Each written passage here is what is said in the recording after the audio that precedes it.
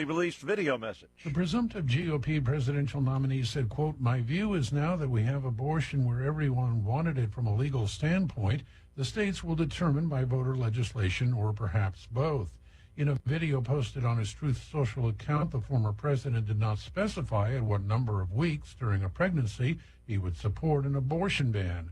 However, he reiterated his support for exceptions in the case of incest, rape, and when the life of the mother is in danger. Correspondent Jeremy House. A trip to Wisconsin is on President Biden's agenda today. He's expected to announce another student loan debt giveaway scheme. Well, it's almost showtime. Solar Eclipse Day, the long-awaited eclipse moving northeast, darkening the landscape across Mexico, through the U.S. and into Canada later in the day. There are clouds along the path of totality for the solar eclipse, which has drawn millions of spectators to viewing locations. Mexico's where the viewing begins, and by midday around Dallas, Texas, we're the first major area that's going to be able to see something. The moon will pass directly across the sun, plunging the region into total darkness for nearly 4.5 minutes. But astronomy professor Heather Appleby says the cloud cover will disappoint many. It won't be ideal, but we'll get to see it. Clear skies in the afternoon for northern New England and Canada. I'm Jackie Quinn. And the experts urging us not to look directly at the sun without special protective glasses, because doing so could result in serious permanent eye damage. Watching Wall Street ahead of this morning's opening bell, as stock futures are higher. Dow futures up 55 points. The NASDAQ futures ahead 53. More on these stories at townhall.com. Relief factor, pain relief that's natural, pain relief that works, and pain relief that attacks the source of the pain. That's the experience of tens of thousands of Americans who are taking Relief Factor right now. See their incredible video endorsements at relieffactor.com and then order your 3-week quick starter pack for just $19.95. That's less than $1 a day. Find out if it can work for you like it works for me by ordering your 3-week quick starter pack today. relieffactor.com, relieffactor.com. Be the next success story. Progressive asks, what do a slow Friday night, bored teenage boys, I'm bored, a pack of fireworks, this is gonna be awesome, and a teetering branch suspended over your car have in common? look out!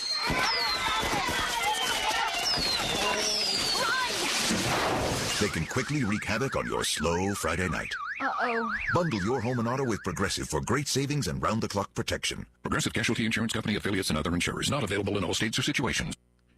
Israeli Prime Minister Netanyahu is facing pressure from within his coalition government not to abandon plans for an assault on Rafah in southern Gaza. The withdrawal of Israeli forces from Khan Yunis means the end of this phase of intense operations in southern Gaza. It also raises questions about a possible incursion into Rafah, which Israel says is essential to defeat Hamas. Benjamin Netanyahu faces growing international pressure to de-escalate the conflict. But in another sign of divisions inside his own coalition, the country's national security minister, Itamar Ben-Gvir, said if the war ended without an offensive into Rafah, the prime minister would not have a mandate to remain in power. That's BBC's Hugo Beshega in Jerusalem. The U.S. Army will be taking part in a joint battlefield training exercise in the Philippines, said to be aimed at improving combat readiness. Townhall.com. High-level talks between the U.S. and China have wrapped up in Beijing. Treasury Secretary Janet Yellen says the Biden administration will push China to change an industrial policy that poses a threat to the U.S. China is now simply too large for the rest of the world to absorb this enormous capacity. Wrapping up 4 days of talks with Chinese officials, Yellen said officials had difficult conversations about national security, including American concerns that Chinese companies are supporting Russia in its war in Ukraine. But the focus of her trip had been industrial policy and what the US and Europe describe as manufacturing overcapacity in China. I'm Charles de Ledesma. Recovery efforts are advancing in the wake of the Baltimore Key Bridge collapse. Crews have started removing containers from the deck of the massive ship that hit the bridge. It's a major step toward reopening the busy port of Baltimore's main shipping channel. More on these stories at townhall.com.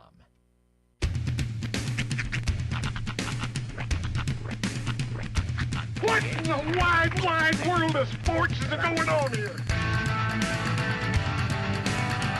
I promise you, whatever scum did this, not one man in this force will rest for 1 minute until he's behind bars. Now let's grab a bite to eat. Yeah, come on. I feel the hot wind on my shoulder and the touch of a world that is older. I hit the switch and check the number. I leave it on and then I slumber. I hear the rhythm ringing through it. Flamenco guitar and cumbia music. I hear the talking of the DJ. The travel listen, what does he say? I'm on a Mexican radio. I'm on a Mexican radio. Broadcasting live from high atop the J.P. White Building in downtown Roswell, New Mexico. It's Mornings with Mike Winters on 106.5 Roswell's Talk FM. Is that what I sound like when I talk? Now, here's your host, Mike Winters. And good morning, one and all. Welcome to Mornings with Mike Winters. I am he. That would be me, Mike Winters. Happy Solar Eclipse Monday, everybody. Yes, sir. Outside of the path of totality, though, so it's not really going to make that much of a difference. Yeah, but I think we're still supposed to. We'll get a little something, yeah. Something. It's just not going to be pitch. Yeah, we didn't drive, I guess, east Yeah. to see to be in the sweet spot. But I am amazed that people actually will travel hundreds of miles just to be in that path. a lot of people are. Mm-hmm. They have been. I saw even a few locals from here. They heading east to find a good spot to watch these. There are certain spots in the path of totality where hotels are jacking up their prices 500%. Supply and demand. I'm telling you. How the world works. They know what's up. Some people spend a lot of money to stay in a roach motel right now. You're in that sweet spot. Well, if you're in the Cadillac Stardust Sierra Ranges Hotel in the middle of whatever. Yeah. I will say this. We were directly in the path of totality for the last eclipse last year. Mm-hmm. So much so that they actually sent NASA, who was doing the live they had people. cuts. They actually sent people to Roswell to document the path of totality. Yeah. It didn't get that dark. I was underwhelmed with how still sunny it was. So you're today's I was very let down. Now, granted, I didn't have eclipse glasses, so I didn't look at the direct. I did that thing where you look up every now and again, try to spot it, and then you get this. Nothing burned. All right, look again. Then you get the streakies in your eyes. Yeah. I didn't do the Donald Trump squint at it and act like I'm looking, but no, it's it didn't excite me the way I hoped it would. Yeah. It wasn't the same. It just makes me laugh. This whole It shows the brightest and the dumbest of humanity whenever we have these things. Oh, yeah. And it's you got people explaining what's going on. Then right after that, there's a guy to tell you how to put a glasses on your head and look at this without burning yourself. What I love. This is humanity. And this is the standard response I've gotten every single time. I'm like, well, I don't have the glasses. They're like, well, you could take a cardboard box and put a pinhole in it. I didn't go to the trouble to go get a pair of $2 glasses. You think I'm going to build a contraption to see it on a piece of cardboard? No. Some people will do that to save a buck. In their head. What I'm going to do is I'm going to go on YouTube after the fact and watch in the path of totality what it actually looked like. Yeah. That's how I experienced it.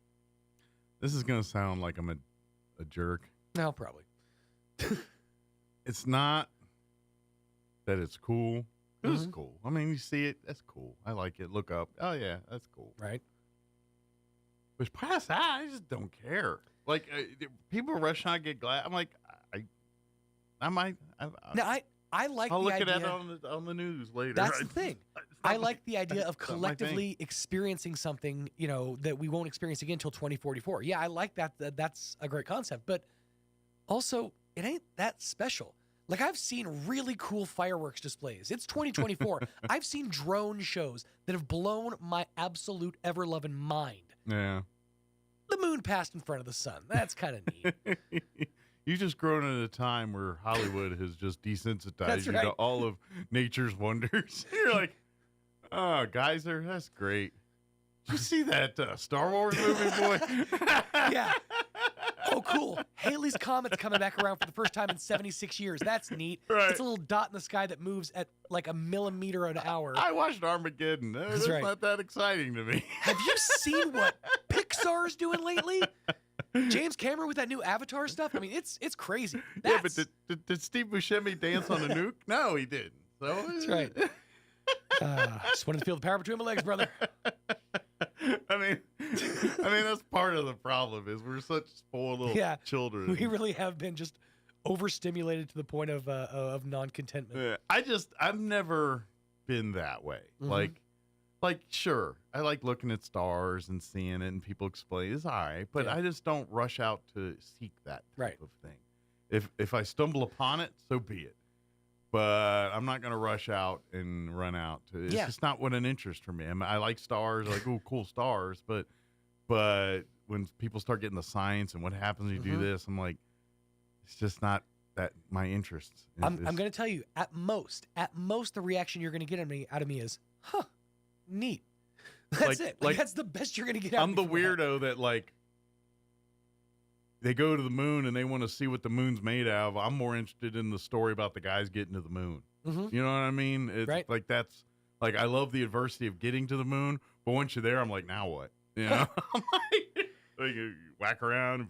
You know, it's not cheese. Dang it! I heard a fact last week that for the first time in my entire life made me question the actual moon landing. Yeah, and that's where the Apollo 11 landed. They said it was roughly on the surface of the moon. 221 degrees Fahrenheit or 93 degrees Celsius. Yeah. That's the one fact I've ever heard that made me question the moon landing. That's why they have the suits. I know, but that's the temperature at which water boils, and we were able to handle that inside of a suit with 60s technology where air conditioning was not the top priority. Yeah, it doesn't boil cloth or whatever. It was just that's the one time I ever heard that. It's like, okay, maybe we did fake it. No. I to be honest, the clowns that think we faked it, do you really think you're giving humanity way too much credit? You really are. You're giving humanity too much credit if you think we faked a moon landing and actually pulled it off. It's the exact inverse of that last argument I made that now CGI is amazing. Back then, there's no way we could have pulled off a effective looking moon landing. No. You could even the hint of it. Yeah. Not with it leaking, not with some idiot saying something or trying to impress somebody about something. It would have and everything they try to explain this, and they have 10 times. Shut up.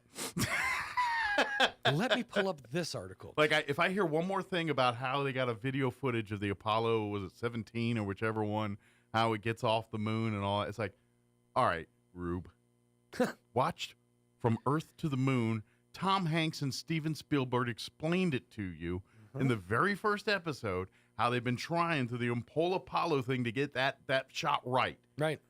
You don't have an Apollo 11 version of that. You don't have it because it kept screwing up. It kept not working. They finally got it right in Apollo 18 or 17 or whatever that last Apollo was.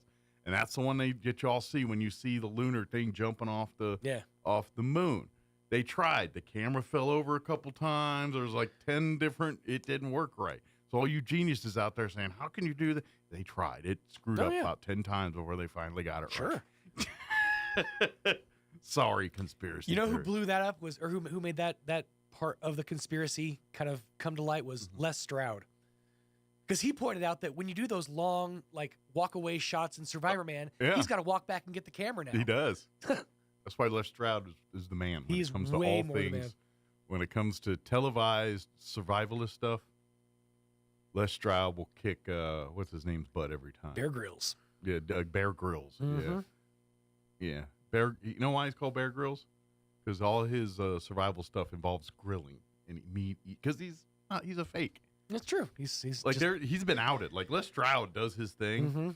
Bear Grylls, after he's taping the rock climbing with the celebrities and all that dumb stuff he does. Craft services. Yeah, he's over at the Holiday Inn Express right after sucking down waffles and coffee. In fairness, he does slum it a little bit. He stays at a Motel 6.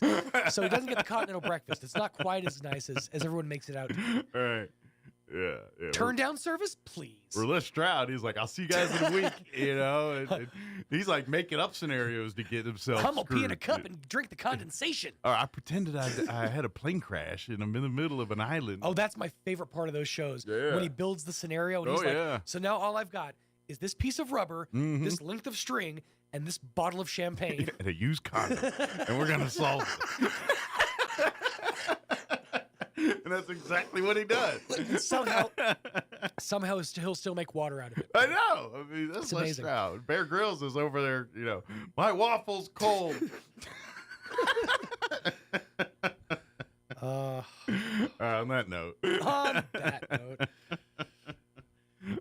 Well, if you want good survival tips, stay tuned. Maybe not like how to, build a shelter out of a broken airplane, but I don't know. I bet Matt can make fire. no. But when it comes to starting out in life and doing the financial things right and all that, avoiding. Have you seen the game this man hunts? This man can make fire. Yeah, he's more Stroud than Grills. That's right. Don't get me wrong, he loves a good holiday and waffle. But Sure. Who doesn't love a holiday waffle?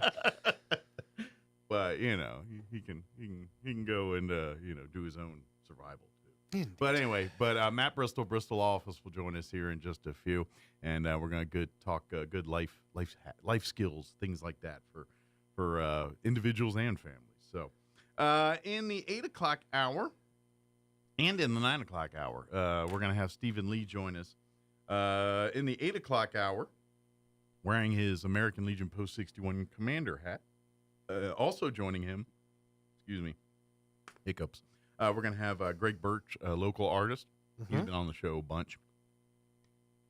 Matter of fact, he almost half decorated the room at the point we're going here. But anyway, they're going to join us. We'll get an update of Post 61, what's going on there. And, of course, we'll chit-chat about Greg Birch. He's got some artwork he's donating and just giving an update once he's got, because he's got a lot going on too. And then in the 9 o'clock hour, Lee's going to hang out with us and put on his author hat. He wrote a book. Lee, if you've been following us when we talk American Legion Post each month, Commander Lee actually almost a year ago got in a bad, he broke his leg when he was in Arkansas, and he was in Arkansas up until about a week ago. And he's now back home with us and everything. So he's going to join us, and he's been kind of writing and busy and doing all kind of stuff. So, but we'll talk about his book in the 9 o'clock hour. So we'll have Lee with us and talking books and things about 9:15. Plus, we'll have all of the features that include your newses of the local and national variety, your Wall Street business update, and whatever else we can come up with for today's show. Yes, sir. And, chit-chat on Tidbits Weekend and all that. General tidbit chit-chat. Yes. Yeah, because you watch wrestling. Oh, it was a very busy weekend, actually. Very satisfying wrestling weekend. It was a very satisfying wrestling weekend. I upgraded my bedroom game. That sounds dirtier than it is. I got a bed frame, so I'm not like a mattress on the floor anymore. Nice. And the glasses thing, so I'm like seeing clear. It's like the world's in HD now. So it was a good weekend all told. Sean living like a human. I know. Who'd have thunk? What a concept. Not only I got legs, but I put legs on my bed now. My bed got 4 legs. Right. 5. 5 legs. That's right. One in the middle. That's right. For my pleasure. All right, it is 7:19. Let's go ahead and get you up to date on the weather. I'm meteorologist Steve Hamilton with your Pecos Valley weather. It looks like we've got some rain coming up by tomorrow with a low developing in the southern plains. For now, we'll stay with a mix of sunshine and clouds. Gusty wind today, upper 70s to low 80s. Maybe a shower overnight, mid 40s, and then showers and thunderstorms. Pretty good bet for Tuesday. It'll be quite a bit cooler. Our afternoon highs in the 50s, sunny on Wednesday. That's your latest forecast. I'm meteorologist Steve Hamilton. Thank you, Steve. Currently, 44 degrees here in Roswell. Humidity is at 25%. Say wind speeds are not available, which means, I don't know if the little sensors broke at the airport or what that means, but it's not available. For today, partly cloudy, 77 for a high. Winds will be out of the north 5 to 10 this morning, shifting to the south, increasing 15 to 20 for this afternoon. Tonight, there is a 20% chance of showers, like overnight, like 3 in the morning, so don't wait up. Mostly cloudy, expect an overnight low of 46, southwest winds 15 to 20. They'll shift 10 to 15 out of the west overnight later in the evening. For you Tuesday, we are looking at a good chance of getting wet. Showers likely, an 80% chance of showers, and a high of only 53, so cooler tomorrow too. Winds will be out of the north 15 to 20. New rainfall amounts between 3/4 and an inch of rain possible tomorrow. That's a lot for us. So could see, especially if we get it all at once. That usually means flooding. So be on the lookout. For Tuesday night, we're looking at a 60% chance of showers and thunderstorms. We're talking mainly before midnight. Mostly cloudy. Expect an overnight low of 42 with north winds 15 to 20 miles per hour. Rain should be done on Wednesday. Sunny, highs back near 70. Winds out of the north at around 10 miles per hour. Thursday, sunny and 74. Friday, sunny, highs near 80, and the weekend looking warm too. Sunny and 85 on Saturday. Sunny and breezy with a high of 86 for Sunday. At least that's what they're saying right now. All right, 7:21. We're going to take a 4-minute break. We'll get you into your Roswell Livestock Report, actually preview with Smiley here in just a few. Quick break, and then we'll have Matt Bristol from Bristol Office on the other side. Don't go away. Good morning, this is Smiley Wooten at the Roswell Livestock Auction. A good April run this week with a nice selection of all classes of cattle, especially high-quality native calves, yearlings, pairs, bred cows. We expect to sell 1,050 head, breaking down like this: 150, 175 weighing cows and bulls, 100, 125 pairs, bred cows, 750, 800 calves and yearlings. Today's sale will include 23 cow-calf pairs, Three Rivers Cattle Company here at Three Rivers, New Mexico. Excellent quality black Angus cows with Angus calves at the side. 10 of these pairs, 4 to 6 years old. 13 pairs, 9 to 10 years old. 10 Angus cows, La Junta Cattle Company down in Lincoln County. Excellent quality black Angus cows, second and third trimester bred to high quality Angus bulls. These cows 7 to 10 years old. 20 bred cows, Scarborough Cattle Company, Dale City, Texas. Good quality black white face Angus crossbred cows, mostly heavy bred to Charolais bulls, thin condition 9 to 11 years old. 32 heifer yearlings, Mr. Nathaniel Inge, Balmoral, Texas. Excellent quality black white face Angus cross heifers, good flesh, right off field, 650, 800 pounds. 50 heifer yearlings, the Lazy Rafter B right here at Roswell. Excellent quality black white face Angus crossbred heifers, cattle weaned in September, good flesh, bunk broke, 750, 900 pounds. 41 calves, Cross L Ranch, Van Horn, Texas. Excellent quality black white face Angus cross calves, cattle weaned 90 days, 2 rounds of shots, 375, 500 pounds, and 72 calves of Scarborough Cattle Company down at Dale City, Texas. Excellent quality, mostly Charolais crossbred calves, thin condition, 300, 500 pounds. Sale time this morning, 9 o'clock. Sell pairs of bred cows 10. Be selling calves and yearlings around 10:30. We expect to sell 1,050 head here today. This is Smiley Wooten, Roswell Livestock Auction. You don't have to live with a non-healing wound. The Wound Care and Hyperbaric Medicine Center at Artesia General Hospital provides compassionate care to people experiencing chronic or complicated wounds. Led by certified family nurse practitioner Rochelle McIntyre, our wound care team will work with you to build your customized treatment plan. Podiatrist Jennifer Chow and Joseph Krupa also specialize in lower limb wound care, and we are proud to have state-of-the-art hyperbaric oxygen chambers, a proven treatment that promotes successful healing. Visit artesiageneral.com/wound to learn more.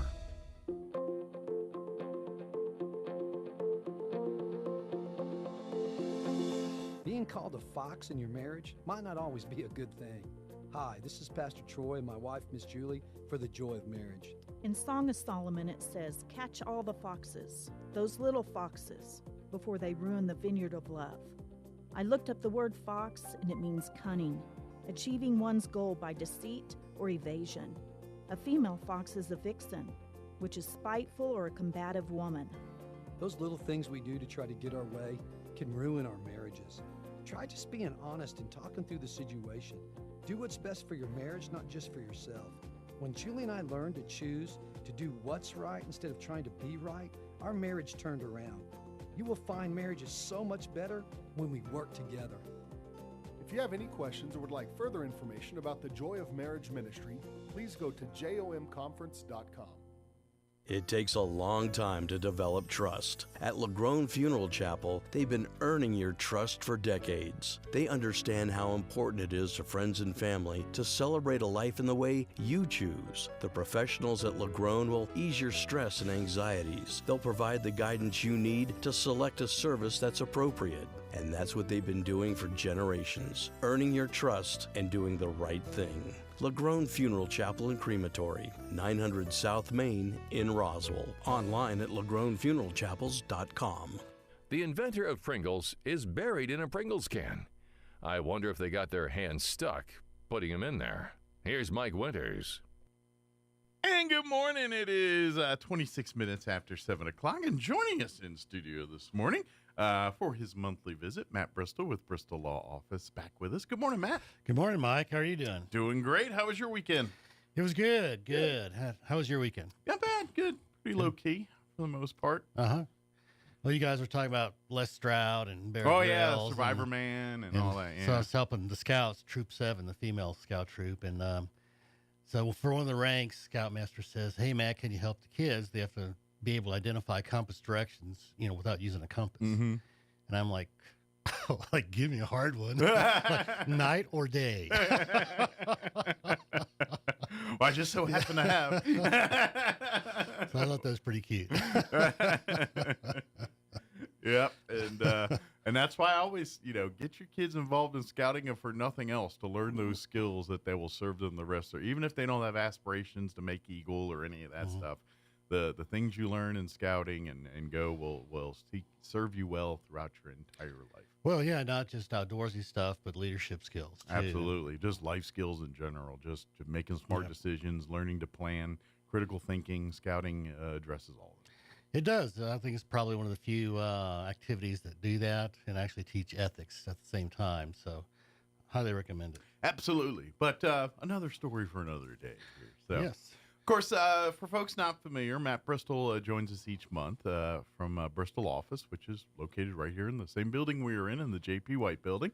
But we always talk legal, just smart legal advice, planning, things like that from everywhere in terms of family law to financial and those types of things, so it doesn't turn into more family law issues down the road. Oops. Yeah. But preparing for the worst and hoping for the best. That's a lot of what the advice we give and talking about. Yes, and so I think life lessons are important, and you and I have talked off air as well as on air, and despite what Kim may think, I think you have a pretty good head on your shoulders. Thank you.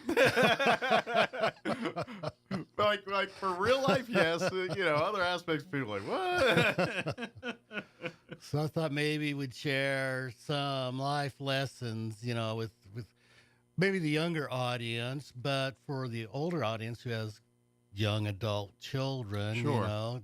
Kind of things they don't teach in school, things that we typically, learn the hard way, unfortunately. Absolutely. And let's face it, I think generationally we've devolved in some of that training to families. I feel like my grandparents probably got pretty well versed from their parents, my great grandparents, on how the way of the world works, how to plan a budget, a family budget, and things like that. There you go. Because we didn't live in a world of calculators, even really, calculators, but no computers. Everything's a ledger. Everything's, you have a book, the books. There's a reason, let's take a look at the books. You know why they're called the books? Because they were actually books. That's it, kept these things in. And you had to ledger, make the numbers match. And if it did match, then you had to figure out why. And if you didn't, then there's a problem in your money. And so nowadays, at best, you plug that into a computer. At worst, people just go online and look at their bank and say, I got $20 in there today. I guess that's what I got to spend. And it's like, if you're living life that way, you're going to have a lot of problems. Well, they got the books, but they can't find the answers. Yeah. And I almost wonder if in the 50s, when actually America started prospering, really for the first time. Yeah. And if that kind of screwed the whole budget thing. Because before that, people didn't have a whole lot of money. They had to scrimp and save. Absolutely. So I don't know. Well, we talk about the Depression era and things, and everyone used to make, at least I remember my kid was my grandparents, and some of the younger, they're making fun of us in the way. But I remember, your grandmother saved all your butter tubs and saved all. It's like because they grew up in the Depression. Right. There was no such thing as throwing away something that could have a use in life later. And they lived every aspect of their life that way, from Right. physical things to, what to do with their money in the future. Well, they did that through World War II. Also, they're rationing things. Mm-hmm. So something I've observed is most people's budgets are upside down. So they say, well, I make this much, and I'm going to pay rent, utilities, groceries, maybe car payment. And then down at the bottom, do I have any money left over for savings? And to me, that's an upside down budget. The first line item in a budget should be savings, and then your rent, and then your groceries. Sure. So that's something I would recommend to young adults, when you're starting life and you go out, make sure savings is the first line item in your budget. Well, it's kind of like when you plan for yourself, like when one dreams, I think most of us dream big.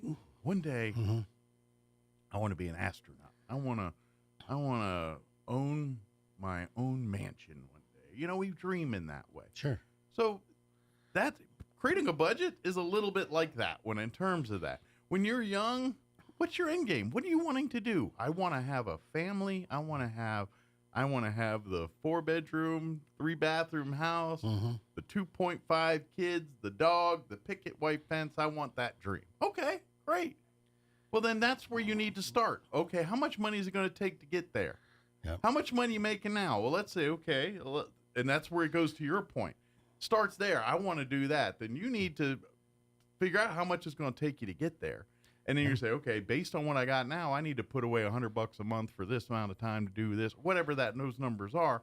But that's kind of what Matt's talking about here. Instead of, plan for what your end game is and then work to that, not taking what you got and see if you got enough left over to put towards your end game. It's my ideology thing.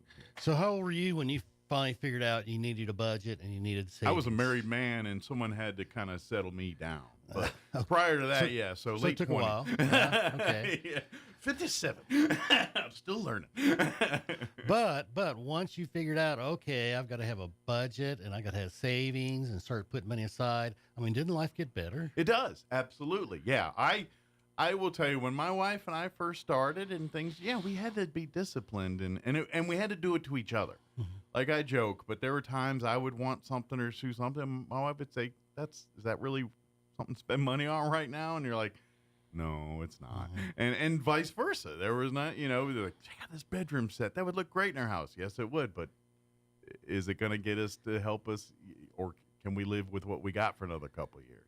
And, we had to, and that's what happened. So you start identifying need versus want. So I think that's a huge thing for everybody at all ages is need versus want. And I think, and I would, to be honest, my wife and I's marriage, as far as financially where we're at today now, I'm not going to say we're not Donald Trump and we're not, we're not Elon Musk. We're not those guys. Nope.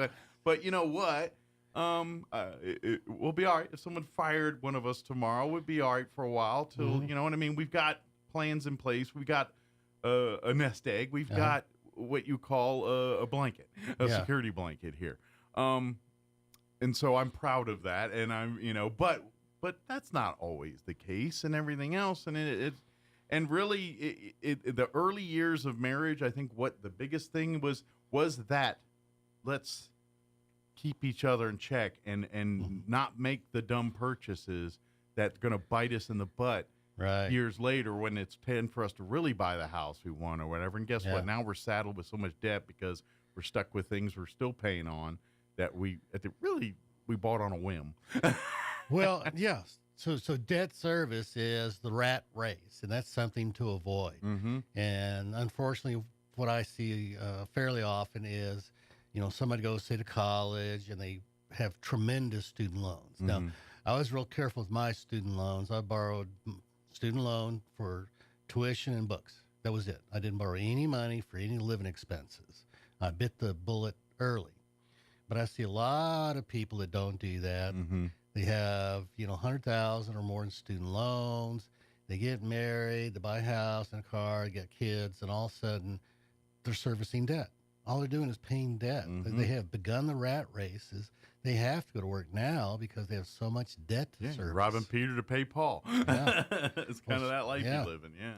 So once one builds up the savings account, one actually needs to start investing because time's the greatest ally. So let me give you an example of that I give to a lot of clients. So let's say Mike number one, at the age of 18, starts investing so many dollars a month. And Mike number one does that for 12 years until the age of 30, and then he stops investing. Mike number two waits until he's 30 years old, but he invests the same amount of money as Mike number one, except Mike number two invests for 35 years until age 65. So at age 65, who's got more money, Mike number one or Mike number two? You look on the surface and you think Mike 2, but I'm going to guess it's Mike 1. Yes. Because of the time and he started early. And that money was compounding on itself. Yeah. Mike number 2 was started. Now, it's age 66, they're even. But Mike number 2, because he waited, had to invest 3 times as much money just to catch up. Yep. So that's... starting early is hugely important. So, mom and dad, if you got teenagers, start them now. Show them how to save money. Show them how to invest. It does get so much easier when. Now, that being said, if you're just learning this lesson in your 30s or whenever, it's going to be harder. But by all means, don't say, "Well, I'm already missed the boat, and I guess I might as well just." Not do it. No, do it. Yeah. Well, you're just going to have to get a little creative on where your goals and end game are. Well, if you start at 20, you can saving 10% of your salary. You can stick with that 10% forever and be able to retire okay. If you wait till you're 30 years old, I calculate you got to start saving 20% the rest of your life. But and I'm going to guess it also opens people up to risks that maybe they wouldn't have taken, because they're trying to do more in a shorter period of time. Well, if somebody's got a get-quick-rich scheme, then that's typically a scheme that blows up. Sure.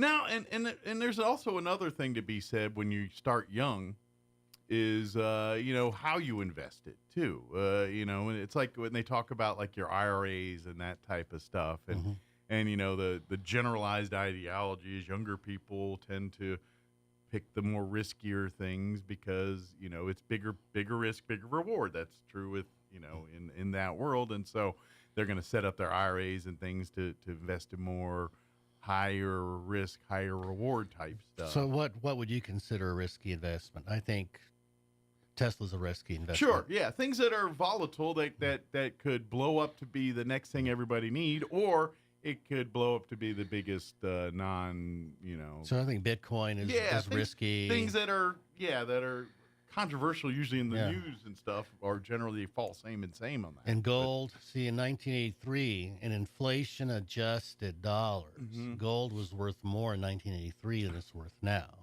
So to me, that's not a good investment. And gold's always one of those ones where they always tell you, no matter what, you buy gold, and when the world falls, you'll have your gold. Yeah, yuck. Yeah, that's even Warren Buffett says it's not a good investment. That's the kind of that's getting back to that. It's someone trying to sell you something, and you got to remember that when and in the financial world, it's worse than others. And unfortunately, it's dressed in sheep's clothing sometimes, and you got to be a little bit smart. It's like Vegas; they'll sell you anything. Exactly, and that's why you got to have, if you yourself are not the smart planner, then you got to have people that you talk to that this is what they do and let them advise you. So let's start. Fun fact. If we start at 1900 and go to 1920, all right, 1901, 1921, so those are called rolling 20-year periods. So each year you start a new 20-year period. Okay. So in the last 120 years, was there any 20-year period, or how many 20-year periods did the stock market lose money? Over 20 years? Probably none. None. Yeah. I mean, we've had None. crashes, but they recoup. They They and came within back. 20 years, you probably wouldn't even, in the big scope of it, it didn't impact the numbers. There's no 20-year period in the United States the stock market's ever lost money. Yeah. So if you're I believe 20 that. and 30 and 40 years old and your time horizon's 30 years, I mean, the stock market's a pretty safe place. Mm-hmm. Now, you can buy stupid stuff, sure, but you can also buy index funds. Yeah. So the stock market is, I don't consider a risky place if your time horizon is long enough. I would add that little caveat. Yeah. there. Well, it's like anything else. There's too much of a good thing in everything. Oranges are good for me. Be nothing but oranges, they'll kill you. Yeah. It's no different here. So I read two interesting statistics. Okay. What would be your guess as to what percentage of the population gets to be a millionaire? What gets to? 100%. Well, how many people actually become? make it? Okay. Yeah. I would have guessed 10%. What would your guess be? In the world or in the country? U.S. I'm going to say it's low, like 2%. Well, these guys said 7%. Okay. So the other statistic is what percentage of the population has a retirement account with $1 million in it? I'm going to say that number's dropped.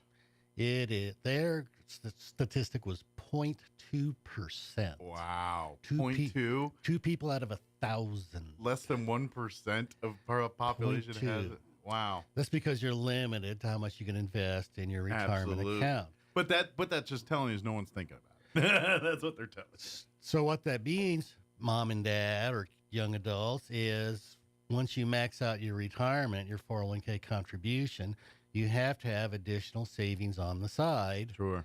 to get to that $1 million mark. I wonder how much of that, too, is a sign of the world we live in. I mean, sure, some of it you can attribute to education in the world, but how much of that, too, is the faith in humanity and everything else that we have? Like, has that changed?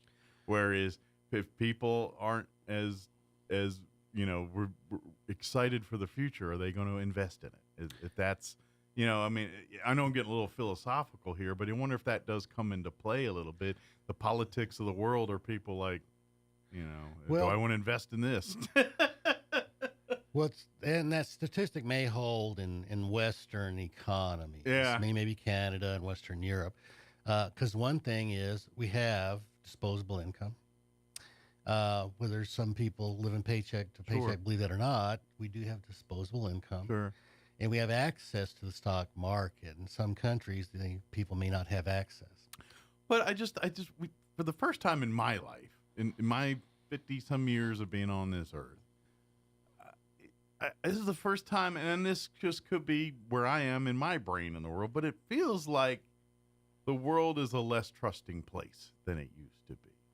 And what I mean by that is, when I was a kid, and you turn on the news at night, it's the news, is kind of thing, and now we got access to so much information that the reliability of it's muddied. And I wonder if that does come into play a little bit on what people do on that kind of stuff. And, the things, and now we live in a world where you got people that were tried and true and now they don't trust nothing.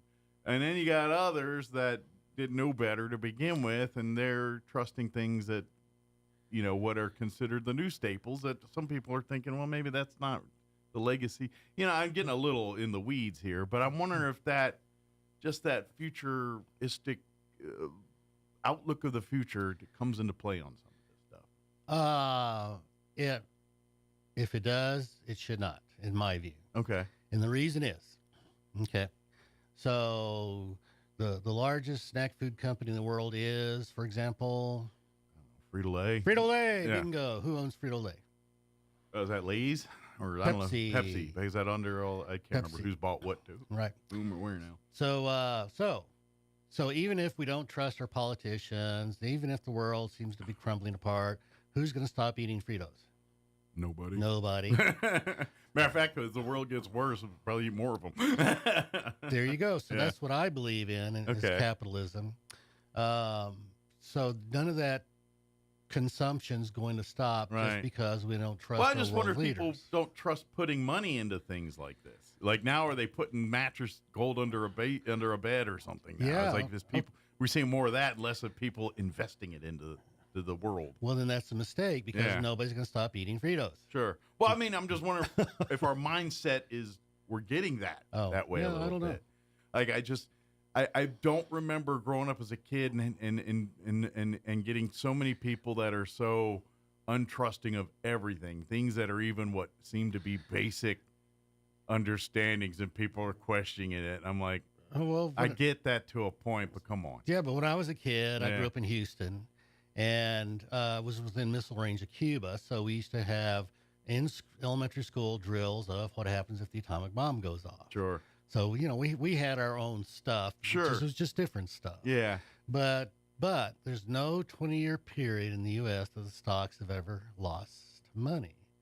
And there's no reason to think that won't continue. So it's invest. get in, but get in with an education. Get in. You gotta be smart about it, just like anything else. Absolutely. So have you ever heard of drip stocks? Drip stocks. I've heard it, but if you asked me to explain it, I couldn't. Can you explain it for it? No. Just kidding. I heard the term, but I have no Yeah. idea what it means. So those have been around since the 1920s, and it stands for Dividend Reinvestment Plan. Okay. Drip stocks. So the original thing is you buy the stock and the dividend reinvests to buy more. And those have been around since the 1920s. So even in 1990, when my wife and I got married, we wrote letters and says, "Dear Intel, please enroll us in your direct stock purchase program." And that's before the internet. Mm-hmm. So to know where do you send that letter to, I had the want-tos real bad to find that out.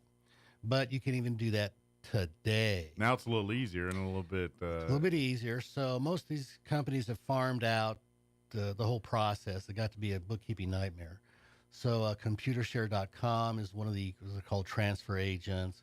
Bank of New York Mellon's another big transfer agent. And you can go to their website and sign up to buy stocks and automatic a debit from your checking account. Some for as little as $50 a month, some want more. Nice. But you can sign up to buy stock automatically every month. So it's basically It's real easy stuff. Yeah. But then again, you got to do your homework and buy the right things and not the wrong things, and that's where you need to talk to people. Yeah. So it's going to be self-education, and there's a lot of places online for self-education. Sure. There's Yahoo Finance, there's Morningstar, there's Investopedia. So you, like the 18-year-old that started investing early, the earlier you do it, the more you're going to have. Sure. And it's like anything else. You do it responsibly and you do it within the means, but at the same time, you work that into the budget and have a plan for if that money leaves tomorrow, are you still going to be okay? And that's the difference between investing and gambling. There you go. Yeah. But you can start with as little as $50 a month. Absolutely. Well, and to be honest, that's where you learn it. When you're 18 and you're on there doing it and you got $20 and you play with it and you blow it, oh well, but lesson learned here. But you turn the 20 into 40, next thing you know, like, all right, that was cool. What's next? You know, and that's, take your lumps then, and then use that information to when you got, as you're making bigger investments and bigger things, that you'll do it in more safer, more knowledgeable places and things like that. Yeah, so everybody starts small, and any mistakes you make at the beginning are going to be small mistakes, hopefully, and over time you increase how much you're saving. So let's talk about lost opportunity cost. All right. So have you ever heard of lost opportunity cost before? I've heard of it, but I've never seen it like in practice. I've heard of it, like people talk of it, but I've never seen it in practice. Okay, so what that means, kids, is a very simple explanation is you spend $5 at McDonald's. So there's two costs. Okay. One cost was you spent $5. Mm-hmm. The other cost is the lost opportunity cost.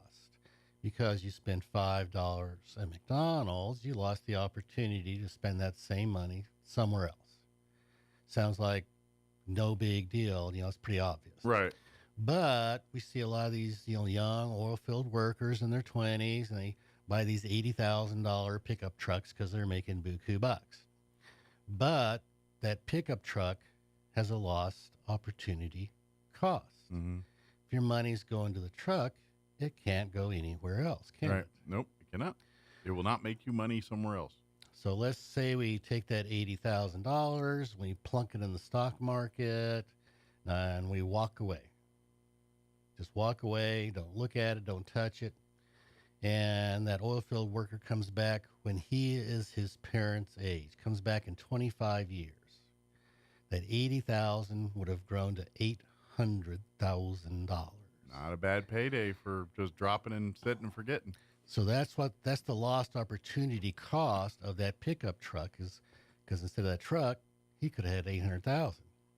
Now you think about not just the husband, but you got a wife, and they buy new cars every so many years, and over a 35-year marriage, you're talking over $1 million worth of money in cars that just went down the tubes. Absolutely.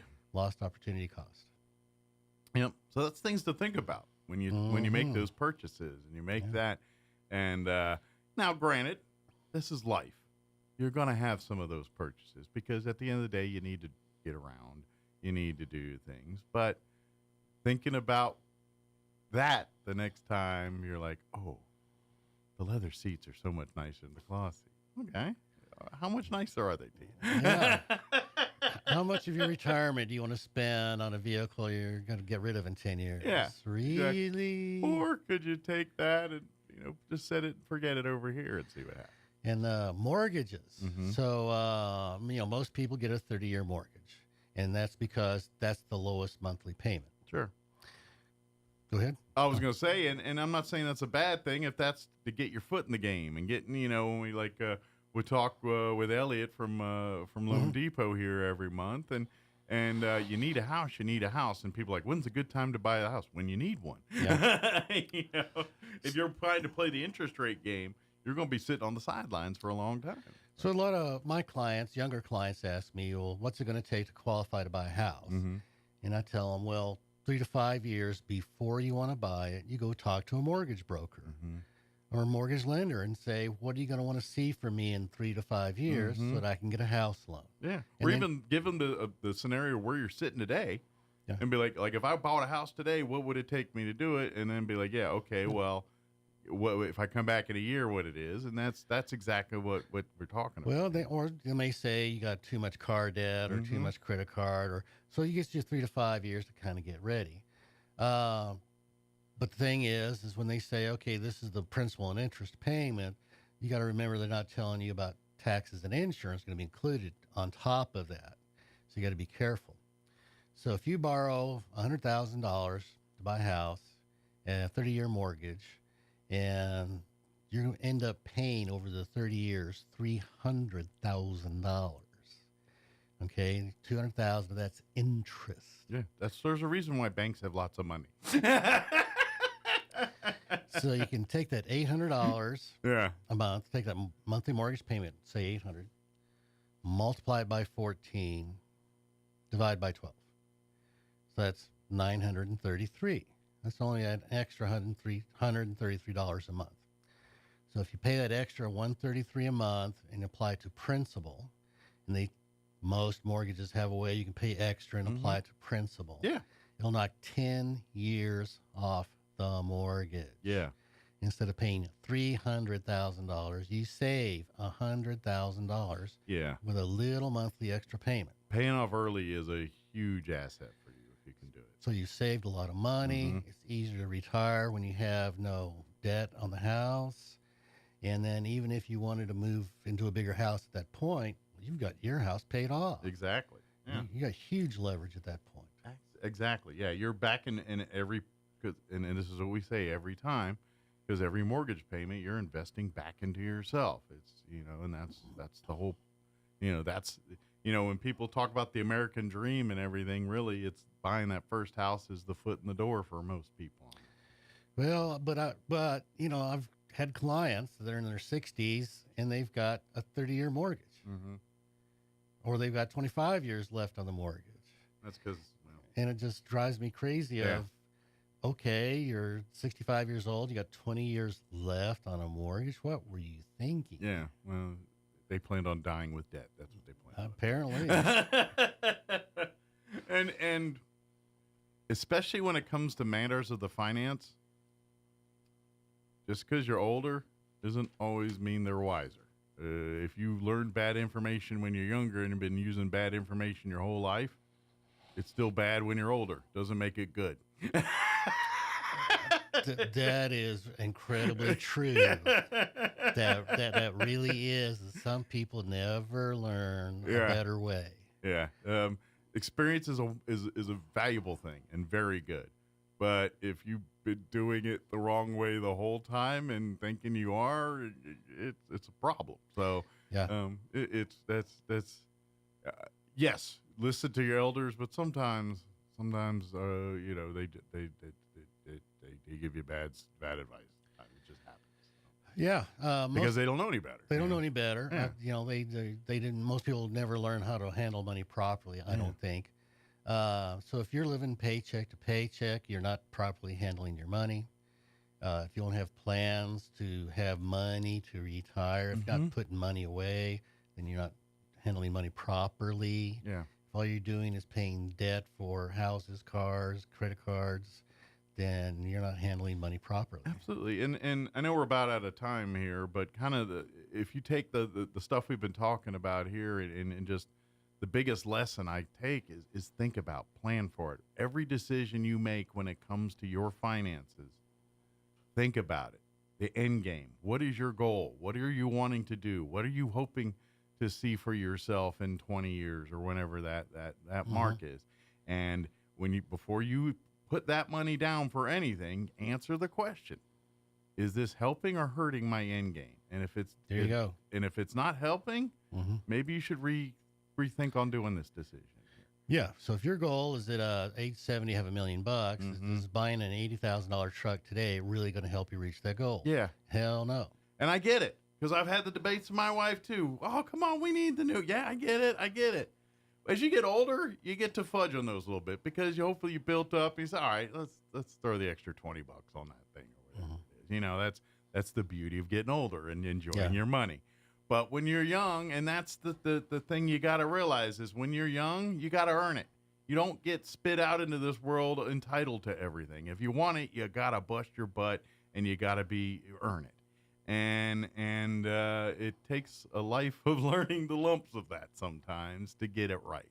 And this is why young people listen to the elders sometimes on this, because trust me, I know I can speak for myself here that I learned some of these the hard way. We all did. Mistakes. Yeah. I sat there. What am I doing? My credit was god awful. I've been in these scenarios. Absolutely. Because I screwed up, and I've had to, in some cases, took years to get me fixed out of those things. But well, like anybody else, we didn't know how to do it right the first time, but we learned from the mistakes. Exactly, and that's going to happen to you as a young. I guarantee it. You're still going to screw it up on something. Somewhere is going to happen. It's okay. It's okay. You just figure it out. We'll move on here. But if it gets to the point where you need an attorney, then we can give you Matt's number here at Bristol Law Office, and he can help you navigate it here. But ideally, the stuff we're getting here is to avoid talking to Matt because of a divorce or a bankruptcy or a business gone south here because planning wasn't done properly. So 2 good books I recommend are The Richest Man in Babylon. Okay. It's been in print since 1929. It's a good inspirational book. It's fast read. And then Rich Dad, Poor Dad. is a good book. Okay. Deals with how you think. Now, he's got some other books after that where he gets a little goofy, I think. But Rich Dad, Poor Dad is a really good book. But that's a good information to keep you. It's how you. It's your mindset. And if you want to be ultimately a millionaire, you actually have to develop the mindset first. Absolutely. To get there. Makes sense, because if you don't know what you want, you just this, and it's just a bunch of things you're trying to collect together. Yeah, if you're always spending money instead of saving, it's the mindset. Absolutely. And of course, for all things family law, legal issues, things like that, Bristol Law Office .net is the website you can go to and set up a consultation, and and Matt will be right out for that consultation. You know what? I can get you in and out with a few simple forms to fill out and go file them with the clerk. You're good to go, or something like, nope, we gotta sit down and work this one out. Just each situation is unique, and so we'll tailor the needs to what you need. Yep. You betcha. But either way, you're gonna know up front and know what you're getting into before you have to get into it. Yep, that's right. Well, thank you, Matt, as always, and we'll see you next time. All right. Thank you, Mike. All right. It's 8:01. You're listening to 106.5 Roswell's Talk FM, KEND, Roswell, New Mexico. Power plant in Ukraine. He said that this kind of incident cannot happen. He said it was a no-go. He said it was essential that both sides did not jeopardize nuclear safety. And he has warned repeatedly in the past about the dangers of military activity near a nuclear power plant. And it's interesting that we've had this sort of situation where both Russia and Ukraine have regularly accused each other of shelling the plant and risking nuclear disaster. The BBC's Bethany Bell. No relief in sight to skyrocketing gas prices, up 7 cents in the past 2 weeks, according to petroleum industry analyst Trilby Lundberg. On Wall Street this morning, the Dow trading 16 points higher. More on these stories at townhall.com.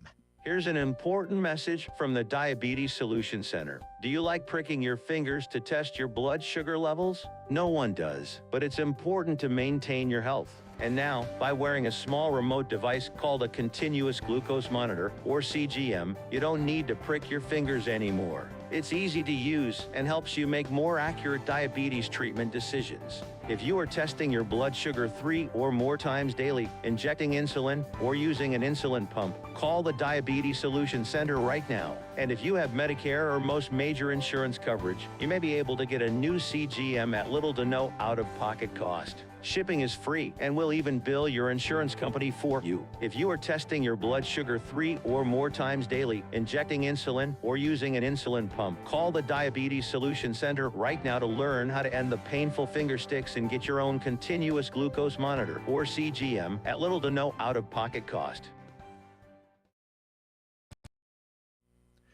In Mozambique, more than 90 people, including children, have died after an overcrowded boat sank off the country's northern coast. The authorities in Nampula province said the makeshift ferry was carrying about 130 passengers, including many children.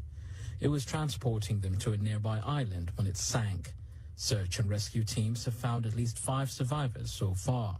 An official in Nampula said those on board were fleeing from the mainland because they were panicked by disinformation about cholera. An outbreak of the disease has killed more than 30 people across Mozambique since October. An investigation is getting underway to determine the cause of the accident. The BBC's Temeskin Devasai. Russia's Foreign Minister Sergei Lavrov visiting Beijing, displaying the strength of ties with close diplomatic ally China amid Moscow's ongoing war against Ukraine, as well as Russia's increasing isolation from the West. News and analysis, townhall.com. Hundreds of thousands of people are flocking to the best viewing spots for today's solar eclipse, and some folks will be heading out to the ballpark following the big event. An earthquake shook Yankee Stadium Friday as the Yanks took batting practice before their home opener. 3 days later, the Yankees will play after another natural phenomenon, but at least this one is expected. The solar eclipse Monday afternoon with parts of New York in its path. The Bronx Bombers will host Miami at 6 p.m. in a game pushed back 4 hours because of the potential for delays. And by the way, the first 15,000 fans will receive a Yankees solar eclipse T-shirt. Jason Walker reporting. Capping a perfect season, South Carolina wins the NCAA Women's Basketball Championship, defeating the Iowa Hawkeyes by a score of 87-75. More on these stories at townhall.com.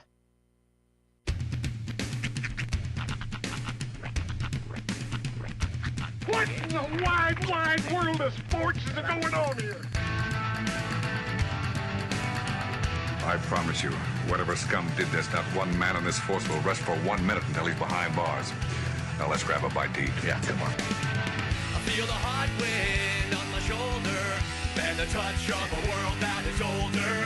I hit the switch and check the number. I leave it on and then I slumber. I hear the rhythm ringing through it. Flamenco guitar and cumbia music. I hear the talking of the DJ. The travel said, what does he say? I'm on a Mexican radio. I'm on a Mexican radio. Broadcasting live from high atop the J.P. White Building in downtown Roswell, New Mexico. It's Mornings with Mike Winters on 106.5 Roswell's Talk FM. Is that what I sound like when I talk? Now, here's your host, Mike Winters.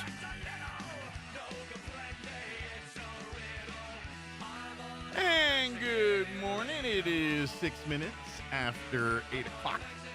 Welcome to hour number 2.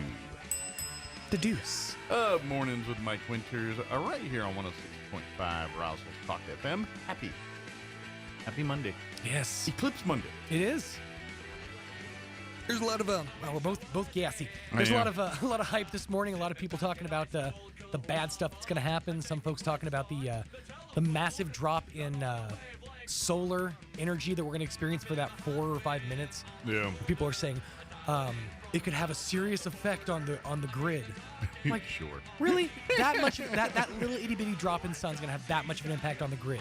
Yeah. This is what people live for, is the scared living daylights at everybody else at times like this. But of course. Yeah. Well, if you think everything's going to end tomorrow, you can bequeath all your stuff to me. Absolutely. I will not give it back to you tomorrow, though. Right. If you come calling asking for it tomorrow, I'll be like, sorry, you gave it to me. You died, or allegedly thought you're gonna. Sorry. One of my favorite episodes of Parks and Recreation. There's this group in town that has like 17 times failed to predict the end of the world, but the guy did the math and he figured out it's this night. So Ron goes out and sells handmade wooden flutes for $25 to all these rubes. And they're like, will you take a check? Like, yeah, I'll take a check. And they wake up the next day, they're still there. And they're like, oh, you know what? I had the math wrong. It's actually, he was like, it was this day. And they're like, oh, we actually have the park booked that day. What about Tuesday? Sure, the world can end then. All right. We'll pencil you in. So, you do you today. But it should be a lot of fun. Get the glasses. Don't go looking up at the thing without the glasses. Don't go breaking your eyeballs. Don't be that person. Yeah. There's always going to be one or two at the hospital who did something stupid. If you go to the hospital because you looked at the sun, I mean... Yeah, I don't think that... There's not much they can do for you, I'll be honest. I don't know. It's like... It's one of those things, like when you were kids, you know how your parents used to tell you not to do this because you'll go blind or you'll go this or go... You know what I mean? Yeah. And then you're always like, not really. You know, don't stare at the TV too close. You know, the big one when I was a kid was you would go blind if you sit too close to the TV. Oh, I'm glad you said if you sit too close to the TV, because I've heard a lot of those you'll go blind. Yeah, no, we're keeping it family friendly Okay, here, all right. you know. But sitting too close to the TV was one of those things. I always had a rebuttal for that though, because my mom would be like, "You're sitting too close to the TV." I would just go, "I'm nearsighted." Yeah, you did this to me. Well, I don't think that's as big a problem today. No. Because we all used to watch like 13-inch TVs back in the day, and 20-inch TV with that concaved, beveled screen and all that. Whereas nowadays, even a HD little and crisp. TV is like 40 inches. Right. And you're just like, oh, wow. I was thinking about it the other day when I was walking. I was walking along and like I had my phone open with YouTube and I was watching a YouTube video in this mode where the screen is only like this big. And I had a thought. I was like, when I was a little kid, the one thing I wanted more than any other electronic device was that like it was a gigantic like handheld and it had a little screen, little TV screen. It was a portable TV with the gigantic antenna. I remember those. I wanted one of those so bad. The me today, back then would have killed to have this technology. Yeah. Oh, I just would have murdered for it. Now it's in my pocket. The one I always was in love with was the one that was like a little 8-inch screen. And But it it was came with that. long. Yeah, it was long and it had that little kickstand you popped it up on. And I feel like it had an AM FM stereo in it too. And of course, so it had the radio antenna, but then it also had the TV. We loved our multitasking devices back in the day. And I felt like they were meant for kitchen counters to watch your MacGyver while you made your Pop-Tarts. Yeah, that and the TV VCR combo. You don't see any like TV, other device combos anymore. Nowadays, the closest you get is like the Roku. I own one, and I let someone borrow it, and I don't know if it's here or there or wherever it is. I own one somewhere. Because I needed it to convert tapes to DVD. Oh yeah. So I was like, I got one of those, and it popped up, and I let them loan it, and I've yet to seen it ever since. So I don't know. I haven't had a need for it. So Currently I haven't resides in the oldest functional radio museum in the world.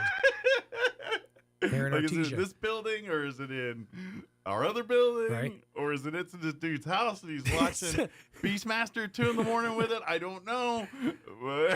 I do get a little bit nostalgic every time I'll see like a VHS for something. I'm like, oh yeah. Like, We used can to one have even to- watch a VHS anymore? Are they so full of lines and the tapes are so worn out? I'd imagine, yeah, at this point. Like, can you even watch a VHS tape unless it was made like a week ago? Which, who's doing that? Right. Yeah, not as much anymore. There's always the adjusting for tracking. Yeah. And then they tell on you. Those VHS cassettes tell on you because they get, if you pause a tape for a long time and hold that tape, eventually that one section of video gets real scratchy. Yeah. So if you've ever paused a VHS for a long period of time, trust me, your mom knows about it. How do you think they know the answers to how many times certain scenes are reviewed?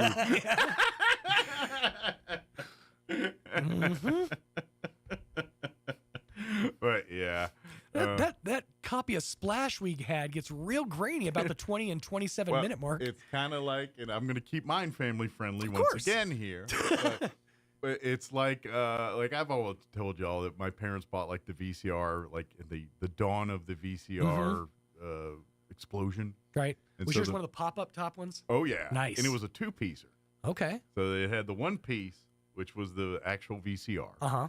And then the other, which also served as a battery pack remember for this. the camera. The camera, yeah. Which was sold separately. That carried, that was basically that thing that makes you look like you worked for Channel 4. They were so big that you looked like you had to have a degree in camera operation to operate this bad boy. But the piece de la résistance was this bad boy had a remote control on a 12-foot cord. Nice. Did it spiral?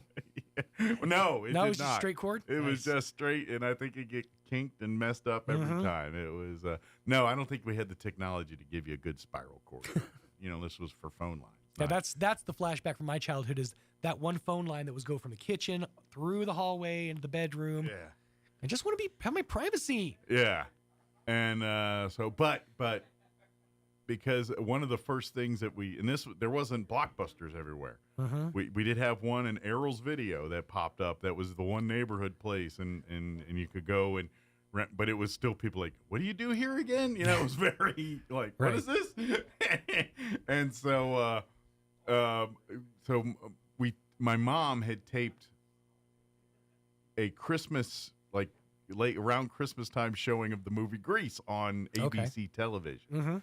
And so the whole the tape was that was the one tape I had in the house. Right. So if we didn't go to Errol's Video or any of that stuff, it was Grease. And so I've seen the movie Grease 1.7 million times because of that. As it should. But in particularly, my favorite scene from the Grease movie was the whole race scene. You know, where they built their car and they race in the sewers there in California. That part is in there. And so I watched it as a kid 1.7 million times, which wore out the tape. So that was the whole point of that story there. It is 8:15.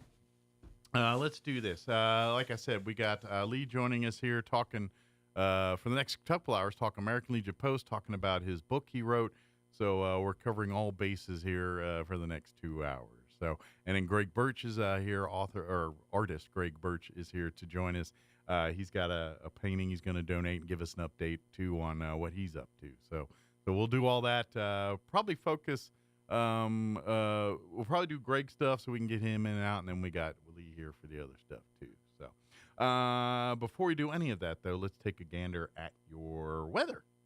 I'm meteorologist Steve Hamilton with your Pecos Valley weather. Looks like we've got some rain coming up by tomorrow with a low developing in the southern plains. For now, we'll stay with a mix of sunshine and clouds. Gusty wind today, upper 70s to low 80s. Maybe a shower overnight, mid 40s, and then showers and thunderstorms. Pretty good bet for Tuesday. It'll be quite a bit cooler. Our afternoon highs in the 50s, sunny on Wednesday. That's your latest forecast. I'm meteorologist Steve Hamilton. Thank you, Steve. Did I refresh? I don't think I did. I got to talking. Nope, it's not fresh. Let me freshen it up. Here it is. Currently 42 degrees here in Roswell. Humidity's at 29%. Winds still not available. So I'm thinking they're having some issues out at the airport measuring that. For today, mostly cloudy, but gradually becoming clear. Expect a high of 77 today with north winds 5 to 10. This morning, shifting to the south, 15 to 20 for later this afternoon. We do have a 20% chance of rain tonight, but overnight, like 3 in the morning, so don't wait up for it. Mostly cloudy with overnight low of 46. Southwest winds are at 15 to 20 miles per hour. They'll drop down 10 to 15 later in the evening. Tuesday, I think it's going to rain. Pretty good chance, like an 80% chance. Showers likely. Really beginning like after 9 a.m., so pretty much all day rain chances. North winds 15 to 20. They say they expect anywhere between 1/2 and 3/4 of an inch of rain, so we might actually get rain. That's a lot for us at one time. For tomorrow night, we're looking at a 60% chance of showers, mainly before midnight. Mostly cloudy, expect an overnight low of 42. Wednesday, rain talk is over. Sunny skies, high near 70 expected. North winds at around 10. Thursday, sunny and 74. Friday, sunny, highs near 80. And warm for the weekend as well. Saturday, sunny, 85. Sunday, breezy and sunny with a high of 86. So not too bad. All right, it is 8:17. We're going to take a 3.5-minute break, and then we'll talk with Stephen Lee. And then we'll also talk with Greg Birch. And we'll get all of the above going on here. So talk a little American Legion, and we'll talk a little, I guess you could say, fiction as well, too. Don't go away. You're listening to Mornings with Mike Winter.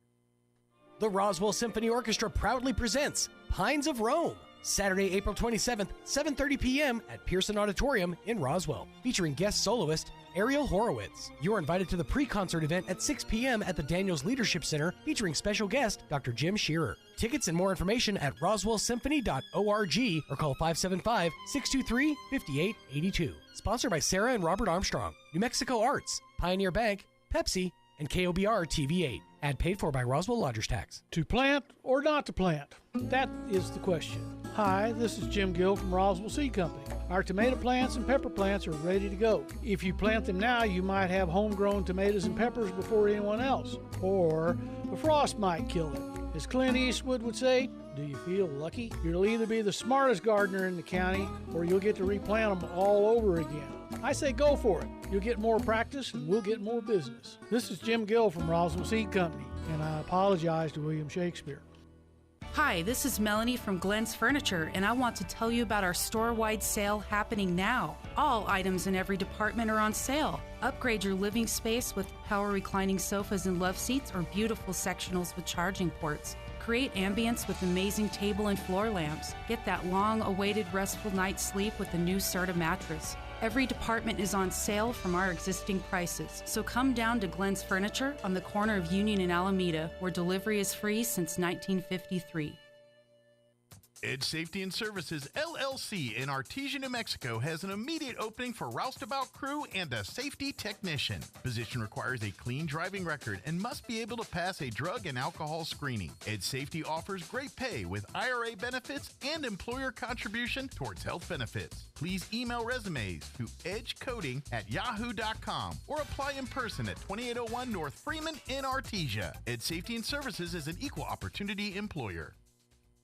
The Clovis Music Festival is back from April 18th through the 20th, and it's bigger than ever. 3 epic nights of bands and entertainment await you at the Curry County Event Center. Starting Thursday at 7 p.m., immerse yourself in the Pink Floyd Laser Spectacular, followed up Friday night at 7 with Mickey and the Motor Cars, followed by country sensation Kip Moore. Don't miss Bowling for Soup Saturday at 7 p.m., followed by the legendary Gin Blossoms. Secure your tickets now at clovismusicfestival.com/tickets and be part of the excitement. The Clovis Music Festival 2024, brought to you in part by the City of Clovis Lodgers Tax. Don't miss out on the music event of the year. At Richland Motors, it's never been easier to sell or trade your current car, truck, or SUV for a newer model to hit the road in. Even if you don't purchase from Richland, they want to buy your vehicle for top dollar.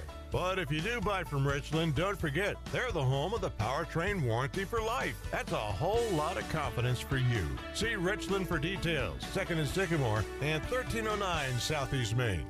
As part of the ongoing effort to keep the roads of New Mexico safe, we would like to share a list of things you should never attempt behind the wheel of your automobile. Texting your friends, wrestling your friends, eating a sandwich, making a sandwich, hugging your kids, buckling your kids, brushing your hair, brushing your teeth, flossing your teeth, adjusting your seat, rubbing your feet, reading the paper, using a shaver, applying makeup, You get applying the to point. college. A large number of car crashes occur when the driver is doing something other than driving. Drive safe, New Mexico. Paid for by the New Mexico Department of Transportation and aired in cooperation with the NMBA and the station. The octopus and the squid both have 3 hearts. That's why they eat so many Tums. Here's Mike Winters.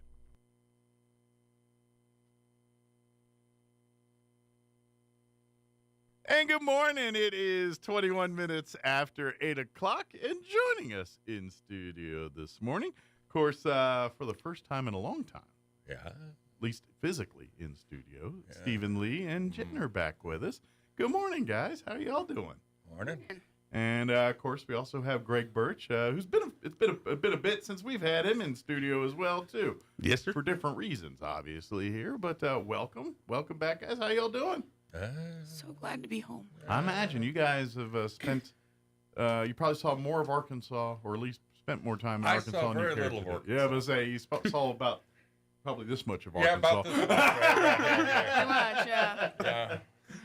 But we're glad to have you home. And for folks, and we've talked about this, for those who listen to our American Legion Post 61 discussions and things, Stephen broke his leg September 17th. September. I was like, it was a long time ago. I can't wrap my head around time. I was like, is it a year ago? How long ago was it again? Long time ago. Yeah, and going on vacation there, and then basically it's been. I never even saw the inside of the vacation. Yeah, did you get your money back for the cabin? Or No, the rest of the crew stayed there. For Oh, a week. okay. So they got. It was just me that got screwed. Wow, man. So, but basically, you've been in rehab, recovering, and getting your leg back to, and good Lord willing, we're back in Roswell here for. Well, they told me I'd never walk again, and you've walked. January, I started walking. That's awesome.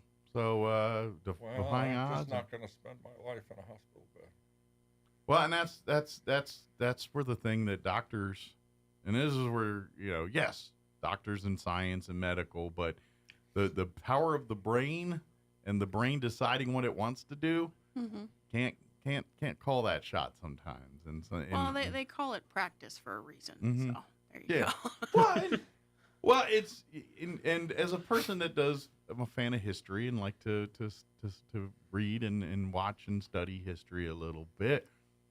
And one of those things is medicine over the years, and you look at Revolutionary Civil War and what they thought was medicine and science then. You look at now and it's like, wow, that's Dark Ages. Yeah, that's witches. Primitive. Yeah, primitive. And I'm gonna assume 100 years from now, when they look at our science and medical, they're going to look at it the same way because One would hope, unless we go back. I hope so. Yeah, Well, exactly. Depending on what part of the country you look at. But that's I don't know. The Haitians may not change. No, that's true too. And it's true. But so it's one of those things that we got to kind of take it with a grain. Who knows? I'm you know what? I've been waiting for that moment when the Star Trek 2 where they just wave that little thing over Wouldn't you. that be nice? It's like, oh, he's got cancer, and then wave another one. It's gone. Yeah, that'd be cool. That would be amazing, but we're not there yet. So. One thing I did lose is about 65 pounds, but I don't recommend it doing the VA way. Yeah. Yeah, The VA diet is not very edible. No. You're practically starving to death. Well, I've lost some weight too, and I've been doing it the Ozempic way, and it's not fun either. I've been on the Ozempic a long time. They bumped me up to 2.0, and I was getting sick. Oh, and, that's what I'm doing. It took me a month, and then after a month, I said, "No, we're going back to the regular dose." Welcome to my Sundays and Mondays. This is pretty much my Sundays and pretty much most of Monday. So, yeah, I've been dealing with that. I know exactly what you're talking about. Yeah. But anyway, we're not here to talk about our medical afflictions. I hope not. First, let's talk American Legion 61 stuff here. While I know we want to talk about book and your other venture here, but because we have Greg here, and I don't want to make Greg have to hang out here all day. I'm sure he's got other things he wants to do. He doesn't sleep, by the way. Because you found that out. Well, because he'd sent me a message and I had passed out because I was, again, explaining what I was doing earlier Sunday on that and not feeling. And so I passed out, and then I've been up a lot during the night too because Ozempic. And so I got his text that he probably sent me about 9 or something. Yeah. When other people are actually still awake, I was passed out. And I got it about 3 a.m. and said, "Oh, yeah, come on in. We'll do this." And, then and weirdly enough, he responded like 10 minutes later. So well, what's funny is I texted him about 3 weeks ago. He never responded.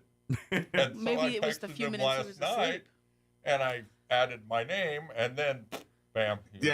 Once I got your name, I was like, because the first one I was like, the text about 2 or 3 weeks ago, I was like, I don't know who this is.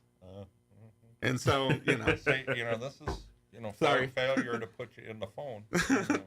Sorry about that. I'm bad at that too.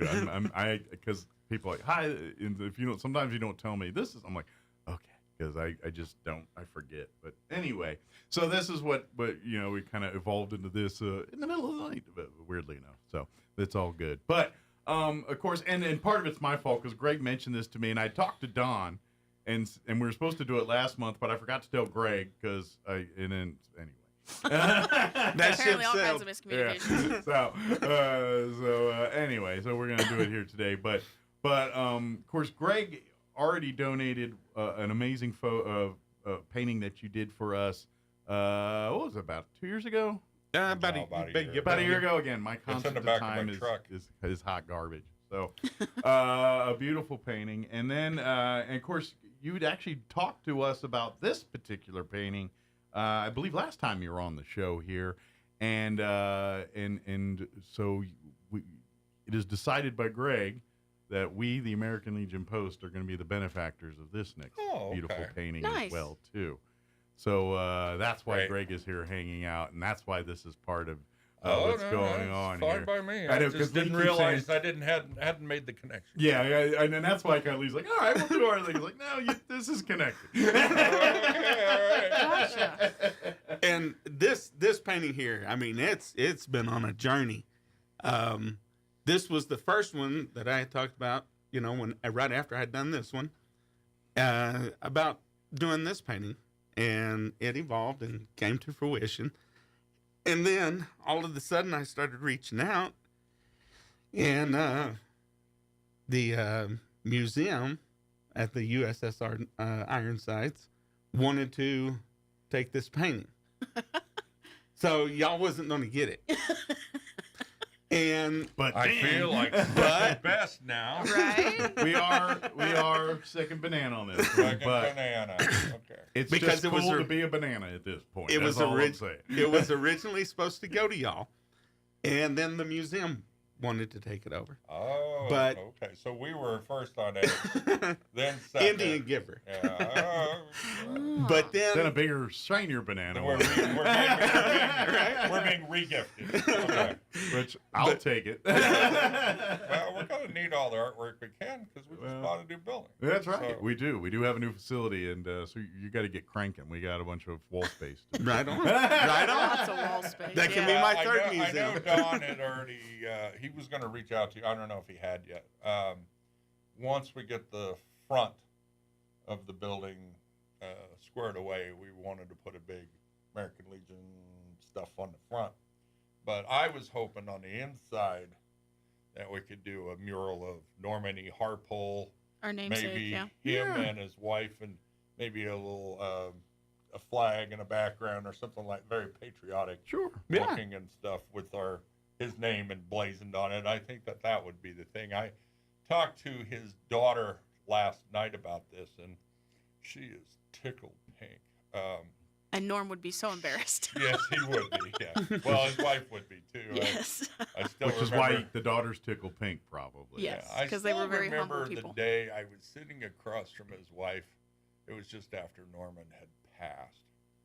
And I told her I had intended on starting an American Legion post in New Mexico, and I was going to name it after her husband. And she gave me that 1,000-mile stare. She was shocked. And I says, "Are you okay?" Yeah. She says, "Stunned." She says, "That is the most wonderful news I've ever heard about, making her husband, prolific like this." And I said, she says, and why? Because he was a cook in the Army. That was his claim to fame. I said, because anybody can be a hero in the American Legion. What? Yeah. He fed troops, Well, look at the impact he had on his life after his time in the service. Well, That too. absolutely. He did to- lots in his life. Yeah. But, I mean, the point is, we're not going to name all of our American Legion posts after war heroes. I mean, it's been done. Okay. The Army works on its stomach. You don't have somebody out there cooking for you. You can't fight. Well, and this is the that point.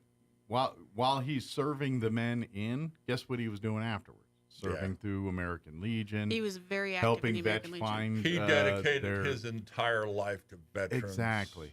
And that was kind of my so point. That's he's a man of service, and he served others his whole life. And whether it was a burger or the VA benefits, it was something that he wrote most of the 4 chaplains that we do today. Yeah, that's awesome. And we continue that in his legacy. Yeah, so it's and to be honest, that's what because your American Legion posts are your local water and gathering places, places of, and so if we make every one of them the George Washington, I'm gonna bore all of your listeners right now, but I'm gonna tell you that our new building will not have a bar. It's right. Totally It is family totally oriented. family oriented. It's going to be a Legion hall. Now it will have a meeting space and it will have a place to prepare food and things. Yes, it will. But it is not a drinking establishment. No, it is not. Yeah. Right. It is a meeting hall / it will be service family friendly. Yeah. It'd be a great place to have wedding receptions and all that kind of stuff when we're done too. Now, give us some time. We got some work to do first. Oh, we got lots if you of want to work have to a do. wedding there today, you'd be a little disappointed. It may be up to a year from now before the place is open. But, yeah. We just had an engineer come in from Georgia, looked at it. That was on a Friday, I believe. That was on Friday, and we met him on Saturday. And I mean, it's good news that we still have the building, so that's good news. We need donations badly, but yes, we do have an angel that's fronting all of this stuff, but we got to buy so much stuff. It's not even funny. Well, plus, we're hosting convention this year, so if anybody wishes to sponsor the American Legion, this is the time. Absolutely. We've already had some sponsors already. Straight Shot Wireless gave us a bunch of money. We've had some private donators, several $100s a piece. couple $500 donations. We need money is what we need. Yes. Absolutely. I hate to sound like a beggar, but I've already output so much money right now. I've spent most of our reserves because of convention, because we have to buy meeting halls. We have to purchase paraphernalia because it's the only way to make people come.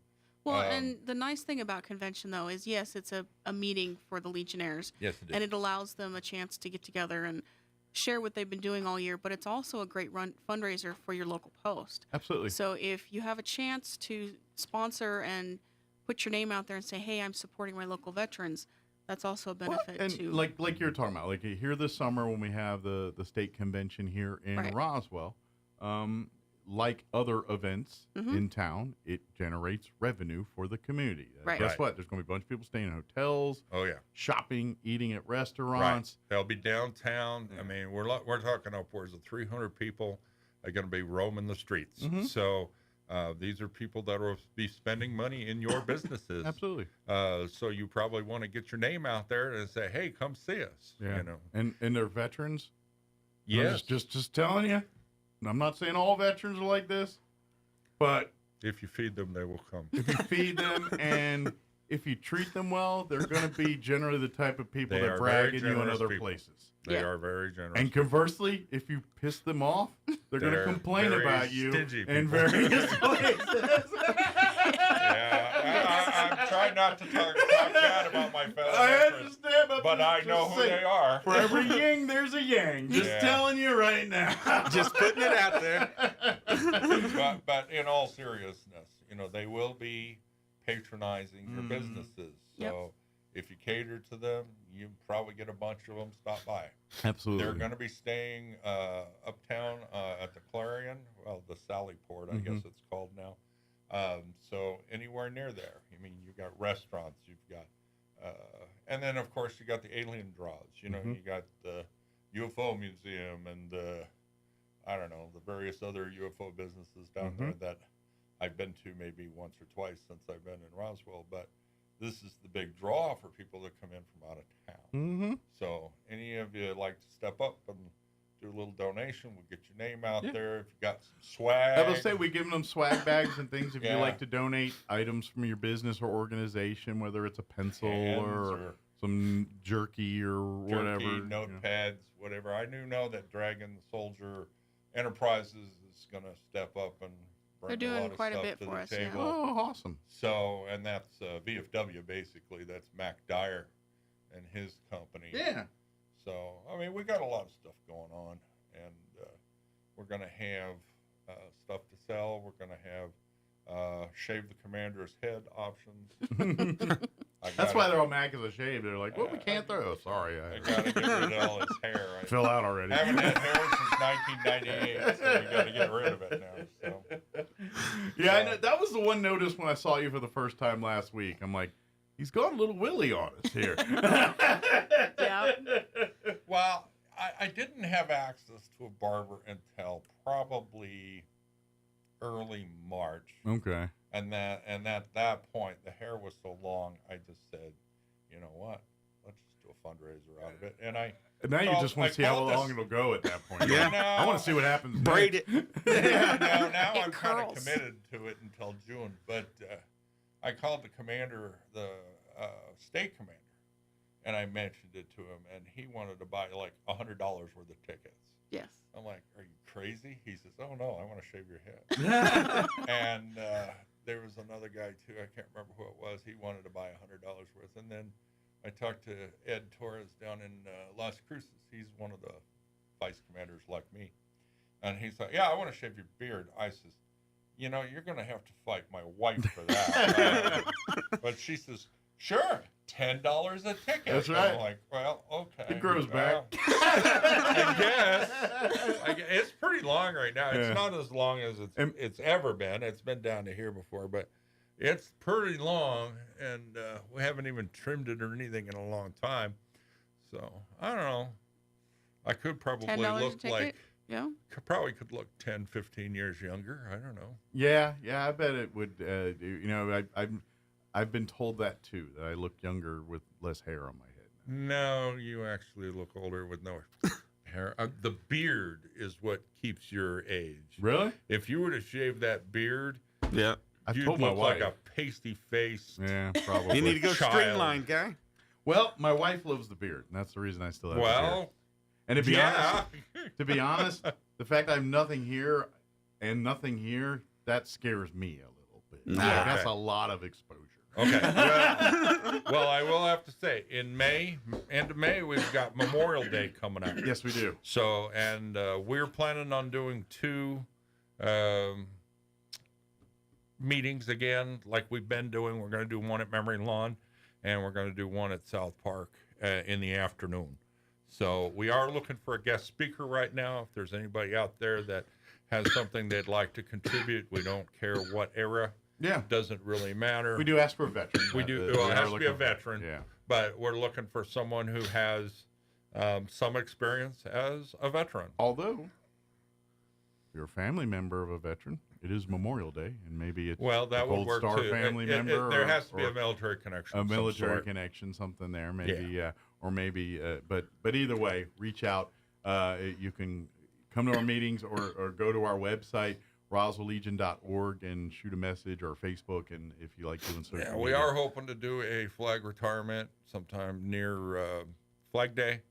I'm not sure where it's going to be at this point. We are no longer meeting at the First United Methodist Church anymore, so we will have to find an We're a alternate vagabond location. group at the moment. At the moment, we're Wow. nomadic because we just bought a building and we're revamping it. Yeah. We But- bought the old Toyo tires business down on Second. Is it And official yet, or on are the they still 9th, working we the closed on the 19th, but Okay. it looks like a done deal Good at deal. this point. Well, and to be honest, Friday's inspection with people that know what they're looking at sealed the deal, because that's when you looked at it and said, you know what, this thing ain't going to blow over tomorrow. Well, I It's do fine. know that they are making concrete plans at this point, Good you know, deal. and we need, you know, what was a total of 4 air conditioning units, like 1.5 tons, and those are like $2,500 a piece, and then we got to have. We decided against the drop down ceiling. We're going to put a lot into the floors. We got to rip out all the walls and it's a steel frame building, so we're going to rip out all the walls and partitions and all that stuff, and redo all the electrical and kind of go the whole 9 yards. Nice. But the roof looks good. It's a metal roof, so we're pretty happy with Excited. overall what we're looking at. We're going to widen all the doors. It's going to be 100% ADA compliant, which I personally Well, let's face it, any veterans organization should Well, be. we're should geriatric. be. Yeah. Exactly. They, you know, you if you got out of the military at 24, we love to have you.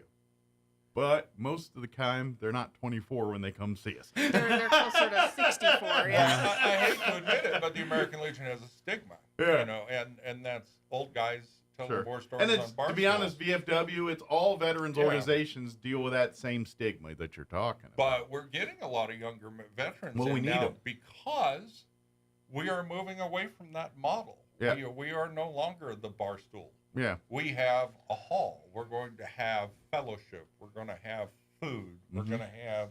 And personally, you know, I'm voting for a gaming console so we can bring in the younger folk. Cause well, we can do that too, you know. but we're probably going to do bingo.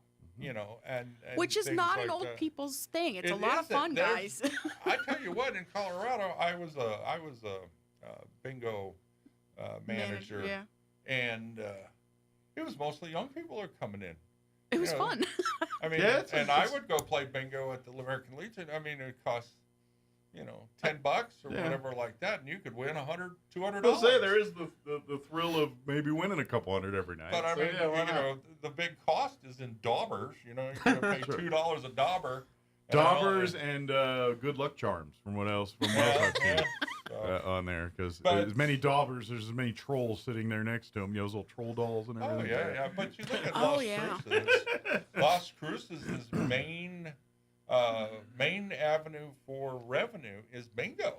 Oh, at Post 10? Yeah. Yeah, they pull in $10,000 a week in bingo, and Well. they have a steady crowd that comes in. When you say that, all I have is visions when we used to go visit family in Texas, and we went over there to one of those bingo halls, and 2 old ladies got into it. Oh, yeah, well, That does There's bingo battles. Yes, bingo battles. This There you took go. a turn. Yeah. Well, back in the early 90s, I used to be a security guard. I would do bingo halls, and invariably there was 2 families that were fighting over a bingo card. Oh, And, yeah. there was a couple of women that get into it, and they're holding each other's hair and kicking and Wow. digging into each other's faces with their Oh, yeah. fingernails. It's like, well, Well, that's every okay. week animosity building But up, and then one or they're, two then of they're them win. great friends the next day. Oh, I yeah. just don't. It's the bingo hall. I don't guess. get Competition. it. I don't Yeah. get it. But Yeah. I'm like, we're not man, going to have any of that at our we need Region this Post. as an Olympic sport. Well, yeah. Absolutely. While Greg is here, though, I do want to get an update for you, and before we present the painting to Lee, just kind of what you're up to and what you're working on, too. I want to get you a chance to kind of tell the world what you're doing, too. Well, I just got back from Old Messiah. Okay. Got to meet the governor over there, or mayor over there, and all the city council members.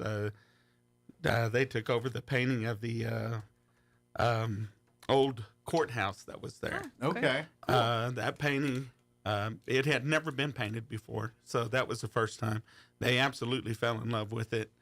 Got to go to some different places while I was there, and got to see some tidbits that some people has gotten to see and some has not gotten to see, and got about 4 ideas coming up for paintings that they would like over there. So there's an open door. They Nice. the town committed me as their native son, so that was pretty awesome. They've welcomed you in. Yeah. So. Speaking of Willie, Well, and this is something for folks that aren't familiar with, because Greg, you know, obviously you do a lot of cover work for books and things Yes. too, but when you go to these towns and things, a lot of times you're able to recreate what something looked like that we have no record of what it looked like. Right. Like there's thoughts and people tell stories, but there's not a visual. Either there's before photography was a thing and there was nothing taken, or there was never any drawings, or there's drawings, but there's a little bit of artistic license that isn't quite accurate. So really, you've gone in there and you've kind of almost taken all the information and taken your art and turned it into a historical form and saying, this is the best chronological thing we know of what this building looked like when it was in its heyday. Yep. And that's kind of, you do a lot of that kind and of that's stuff. cool. Yeah. The mayor over there, he just emphatic about this painting. It's already starting to make screen prints. People are just chomping at the bit for a Nice. screen print of it. So that's in the works. But the mayor over there, I guess he kind of said it the best. They let me do a presentation, a speech, if you would. Shoot, altogether, there was about 250 people throughout the day that had showed up over there. So I got to, that some people wanted some autographs. So we was doing all that kind of a thing. And person came in from Australia. Now, cool. That's pretty humbling. You know, it really is. You'd be surprised at how Western art travels. Yeah. And, you know, you know, we talk about Peter Hurd, and you know, he's arguably probably one of the most famous artists of this region, and the artwork he does of New Mexico is pretty much the standard of what the world thinks New Mexico looks like. Right. And he's right. He nailed it. That's what it looks like. But because you do similar types of paintings and things that really showcase the New Mexico landscape, by default, you pick up a following when people in Australia or Europe somewhere want to have images and seeing what the Wild West was like in America. You know, they're finding it through the eyes of Greg Birch and your Peter Hurds and these. Wow. folks Well, like to that. put me in the same category as Peter Hurd, thank you. Thank you. That's what I mean. Where people years ago were going through. I think guys like yourself are that next generation of being the ambassadors of New Mexico to the world. We're hoping to immortalize him in American Legion Family 61. Well, that's to say. So just saying. He's gonna, you know, now that we officially have, because that qualifies a gallery if you have two pieces in one place. What's the rule on? That has changed. Okay, I didn't know if it went because it's like a couple is I'm now. not worried about that. Yeah, basically, you don't even have to have a painting in there. Okay, you don't. That's basically, well, this is how people pay $100,000 for a banana taped to a exactly. wall. Is your name Hunter Biden? Hey man, hey, just curious. No, his paintings are way better. Oh well, yeah. Basically, anymore you can just if you can talk art, basically you can have a gallery. Gotcha. So you got to be careful. You really do with what's out there. It's really shady versus out there. The next Ansel Adams, right? There you go. But the mayor over there, I guess he kind of said it the best. He said that these paintings are showing the connectivity. I'm painting connectivities. You don't have to like Billy the Kid. That's not what this is about. Mm-hmm. I am painting locations that was affected by him. He just happened to have a story. I paint the world he lived in. That's, it sets the tone. That's a good way of putting it, I suppose. It's like Hell, do one of Pat Garrett, Already have. Yeah. Oh, yeah. So, But you're kind of late, man. Yeah, I'm late to the game.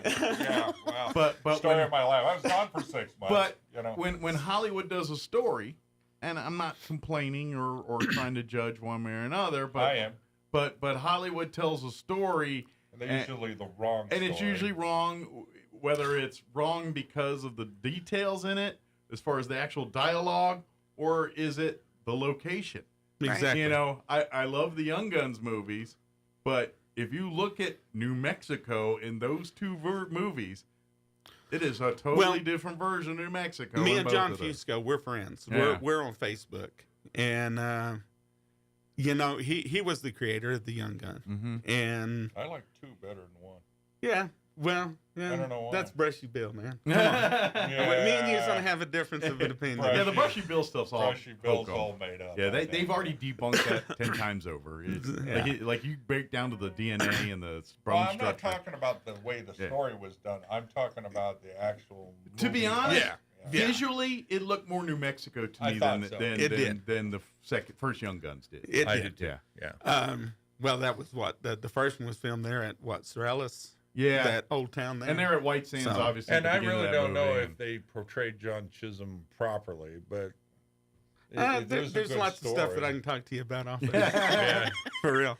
But no, uncovering some of these towns' history, kind of like I did with Las Vegas, New Mexico, and them not knowing things that was and wasn't for their town, they really appreciate that little bit of history that I can also convey to them. And this is lost information, and it's kind of like the same here with Pat Garrett's house out there. With the aqueduct system here that he brought, some of that stuff is getting tossed by the wayside that shouldn't, because really Roswell wouldn't be Roswell without that.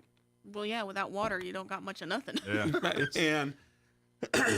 So as this thing brackish water though, as this thing kind of progresses, I really love the countless hours that I get to spend.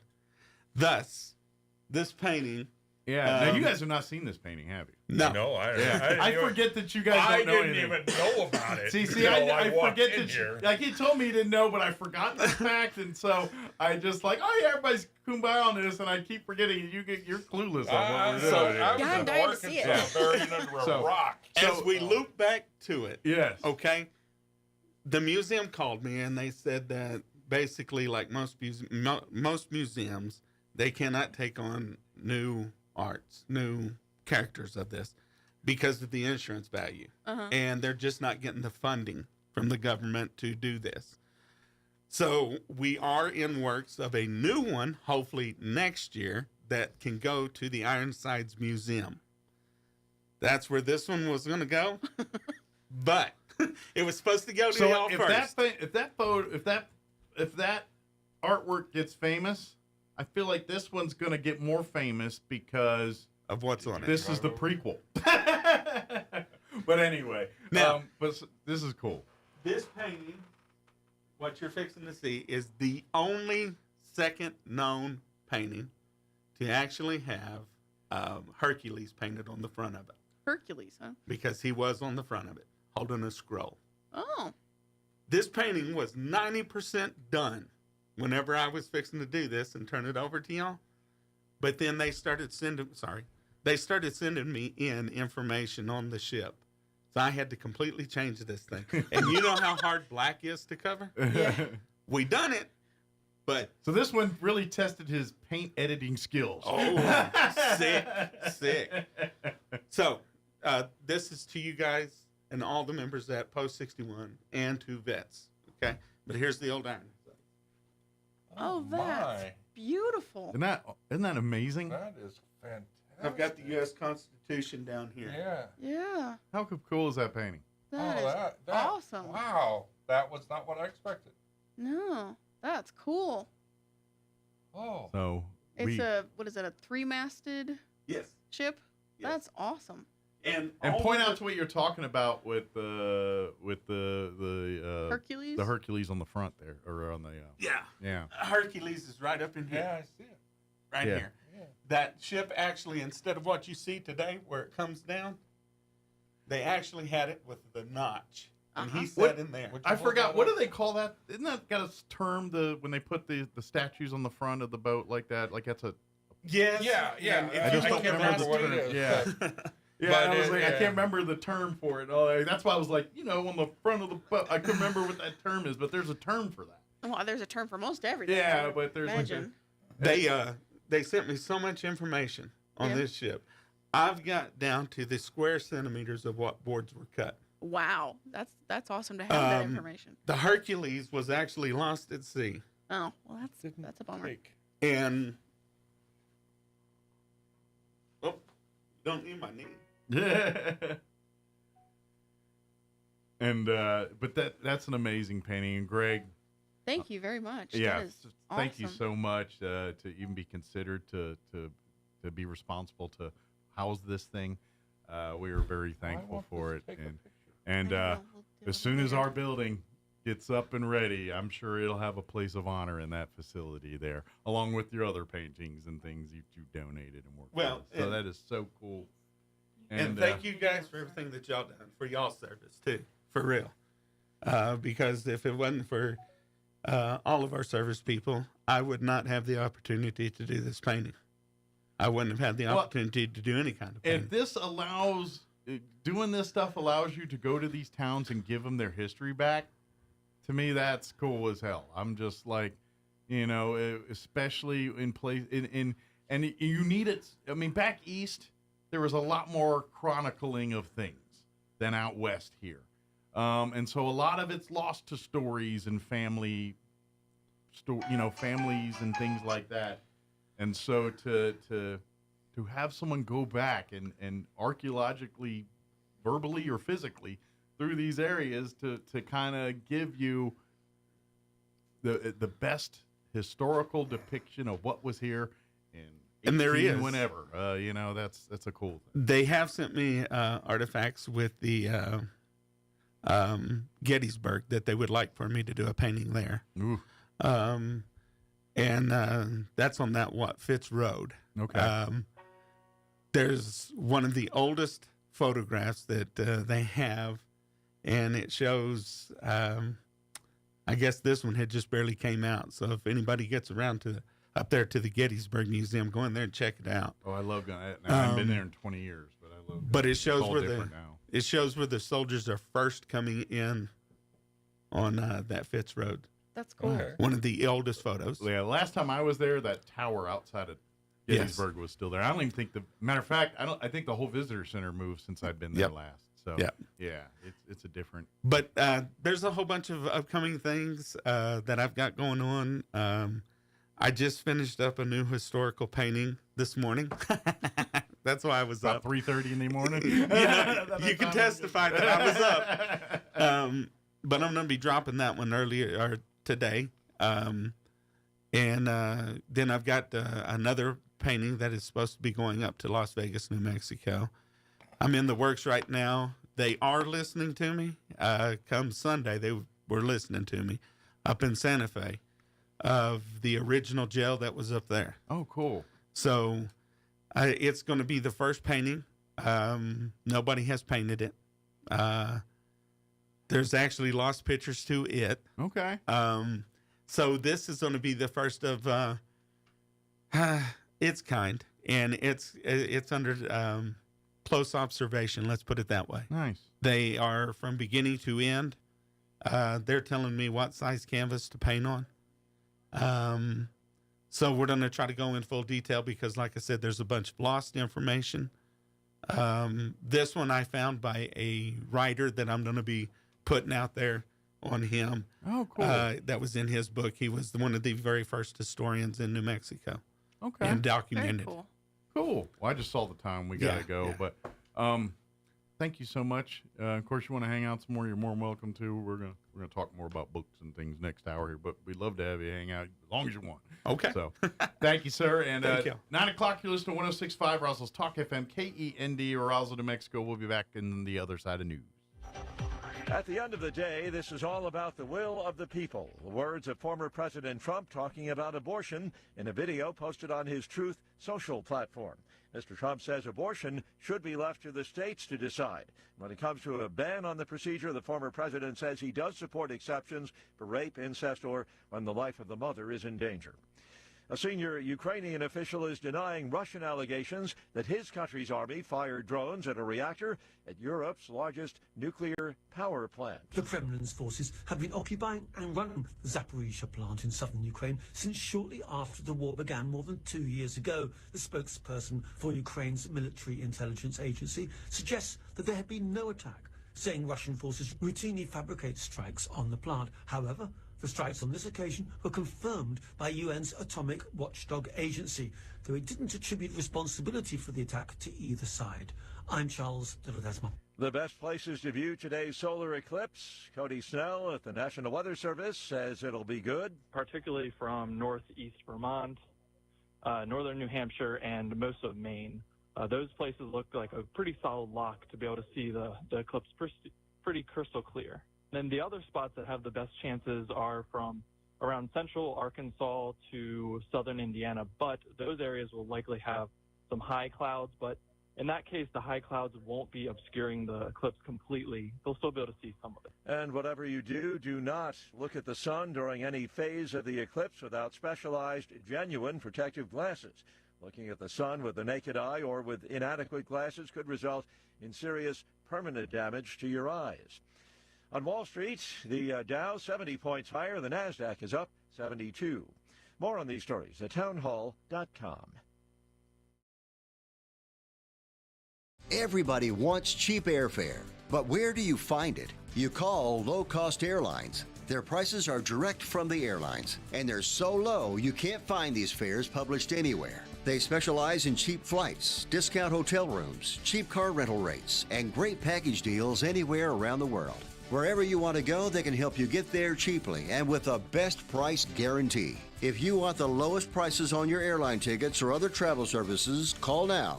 That's right, call. That's the only way to get these rates. Experts are standing by 24/7 to get you the cheapest airfare and hotel rates available. So don't wait. Call right now for the lowest travel prices anywhere and for great last-minute travel deals too. Call 866-755-5300. That's 866-755-5300. Again, that's 866-755-5300. Call us right now. Rohingya Muslims to fight opponents of the regime. Well, it's pretty shocking and some would say grotesque that the Rohingya people who are not recognized as legal residents of Myanmar have been subjected to appalling attacks in the past. I mean, the UN categorized it as a possible genocide, are now being recruited in this fashion. They don't have a choice in this, and they've described how they've been sent off for 2 weeks of training, learning how to shoot guns, and were then shipped to go and fight in some really pretty fierce battles. I mean, one man described fighting for 11 days in a battle where he ended up injured in both legs and he saw other Rohingya neighbors killed. The BBC's Jonathan Head. Sweden has expelled a Chinese journalist saying the reporter was a threat to national security. Swedish broadcaster SVT reports a 57-year-old woman was arrested in October and expelled by the government in Stockholm last week. News and analysis, townhall.com. A landmark asbestos pollution case about to go to trial in Montana. Asbestos victim Paul Resch says he remembers playing baseball as a kid on a field constructed from asbestos-tainted vermiculite. It was shipped by rail from Libby, where he lives, for use across the U.S. as insulation. Probably everybody got exposed to it in the greater area of that plant and what have you. Railroad tracks, everybody, whenever the wind would blow, it would make a little cloud of dust. A trial is set to begin Monday in federal court after the estates of 2 asbestos victims sued BNSF Railway, owned by Warren Buffett's Berkshire Hathaway. Health officials say hundreds of people died and more than 3,000 sickened from asbestos exposure in the area. Attorneys for the railroad deny responsibility. I'm Julie Walker. And watching Wall Street, the S&P trading 11 points higher. More on these stories at townhall.com.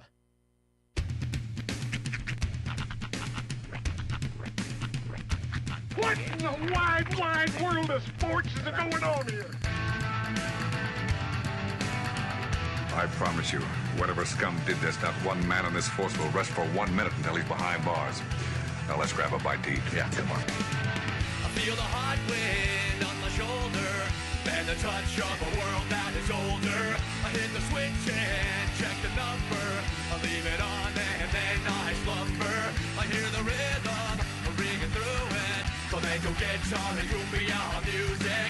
I hear the talking of the DJ. The travel listen, what does he say? I'm on a Mexican radio. I'm on a Mexican radio. Broadcasting live from high atop the J.P. White Building in downtown Roswell, New Mexico. It's Mornings with Mike Winters on 106.5 Roswell's Talk FM. Is that what I sound like when I talk? Now, here's your host, Mike Winters.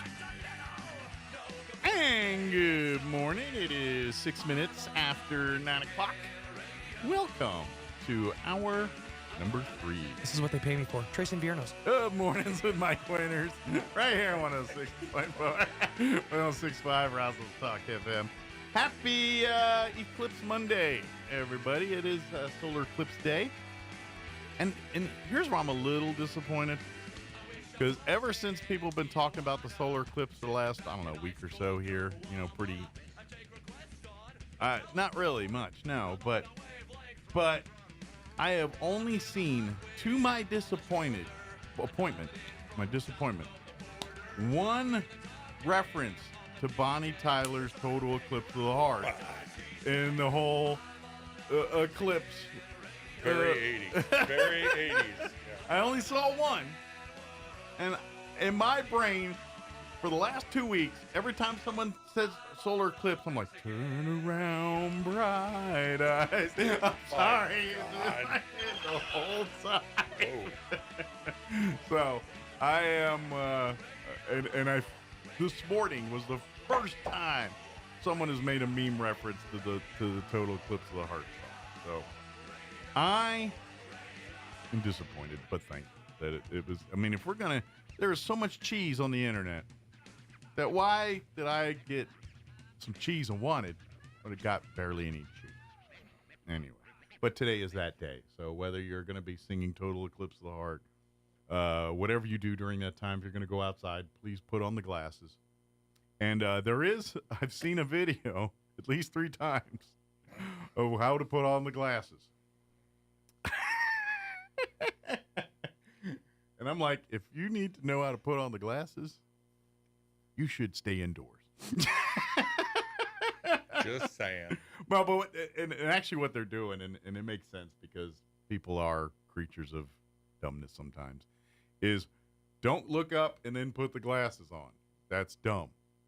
They're actually telling people to look down at the ground, physically put the glasses on your head, and then look. When you're done looking, look back down, and then take off the glasses. Don't be like, oh, that's cool, and then take off the glasses while you're still looking up. If you had to be told this, you should stay indoors. But they are telling people this just in case. So, in case you don't know how glasses work. I'm so excited to know this, Mike. Well, I just informing in case people don't know how glasses work. Right. keep your head down when you put them on before you look up at the sun. Okay. Sorry, I saw it on the news 3 times this weekend. I wish I was lying. You do know why people squint, right? What's that? You know why people squint? I don't know. It's because things are bright, and then when you're dealing with people, as you get closer to them and you realize how stupid they are, you're squinting for the same reason. Well, explain me this one. Why is it that when we are driving around a neighborhood looking for an address, we automatically turn the radio down? Does that aid in our search for a visual thing? But we all do it. Like, how many times you driving through, find a friend's house and you've never been there before? You're like, all right, what's that address again? And first thing we do is turn down the radio. It's that conscious effort. Yeah. I mean, whenever I was in art school, that was one thing that we've done is critical thinking. Uh-huh. And so they tried to make you, do that whole thing where you can rub your belly and pat your head. But it was what is innate human that we all do. That's characteristics. And they were trying to show us that you can break those codes. Right. Yeah. But it makes sense. I mean, but again, this is probably why they're telling us look down before you put on the glasses. I still don't think you can lick your elbow. I can't. Who wants to do that? Well, it's just a physical impossibility of humans unless you break your arm. I feel like there's someone on the planet that's done it, though. Some double-jointed person or something can do it. Someone that's Fun facts you learn on Mike Winters. That's right. Well, and that's the same thing that I posted on Friday. Yeah. It's kind of like wrestling with a fat woman. It's fun until someone catches you. You had to go there. Well, this hour, we're going to shift our attentions here. While Lee was recuperating, he was able to work on some of his other passion projects and things like this. So, and I guess, is this, now for you as an author, how many books have you actually written at this point? 4 or 5. 4 or 5. I've only published. How many is published? I've only published the one. This is the first book that's published. Yeah, and I will be publishing a second one in the next couple of weeks. Okay. It's in the same series, but no, I've written a few years ago, but these are the only ones that I wrote. I don't know. Seriously? Gotcha. I guess, if that's the word. With an intent of maybe someone else would read it someday, Yeah. kind of thing. Because I imagine when you started, I really hadn't intended on writing that book until she said, "Well, it's good. Write it. Do the real thing." And I said, "Okay." And then I started writing, and it. And Jen has served as your editor, your second set of eyes. She's kind of an editor. I do the primary editing. Okay. She does kind of the dialogue editing. Okay. Or she'll add a little bit to it. I mean, let's say, were you part of the help with the creative? Like, he's telling the story, be like, that's cool, but what if he did it this way instead? A lot of that kind of stuff. Mm-hmm. She did that a couple of times, but most of the time she just sits back and says, "Just tell me what you want to say," because the way I write, I dictate. Okay. And she writes it, and but then we'll go back over it, and we'll expand it, or we'll.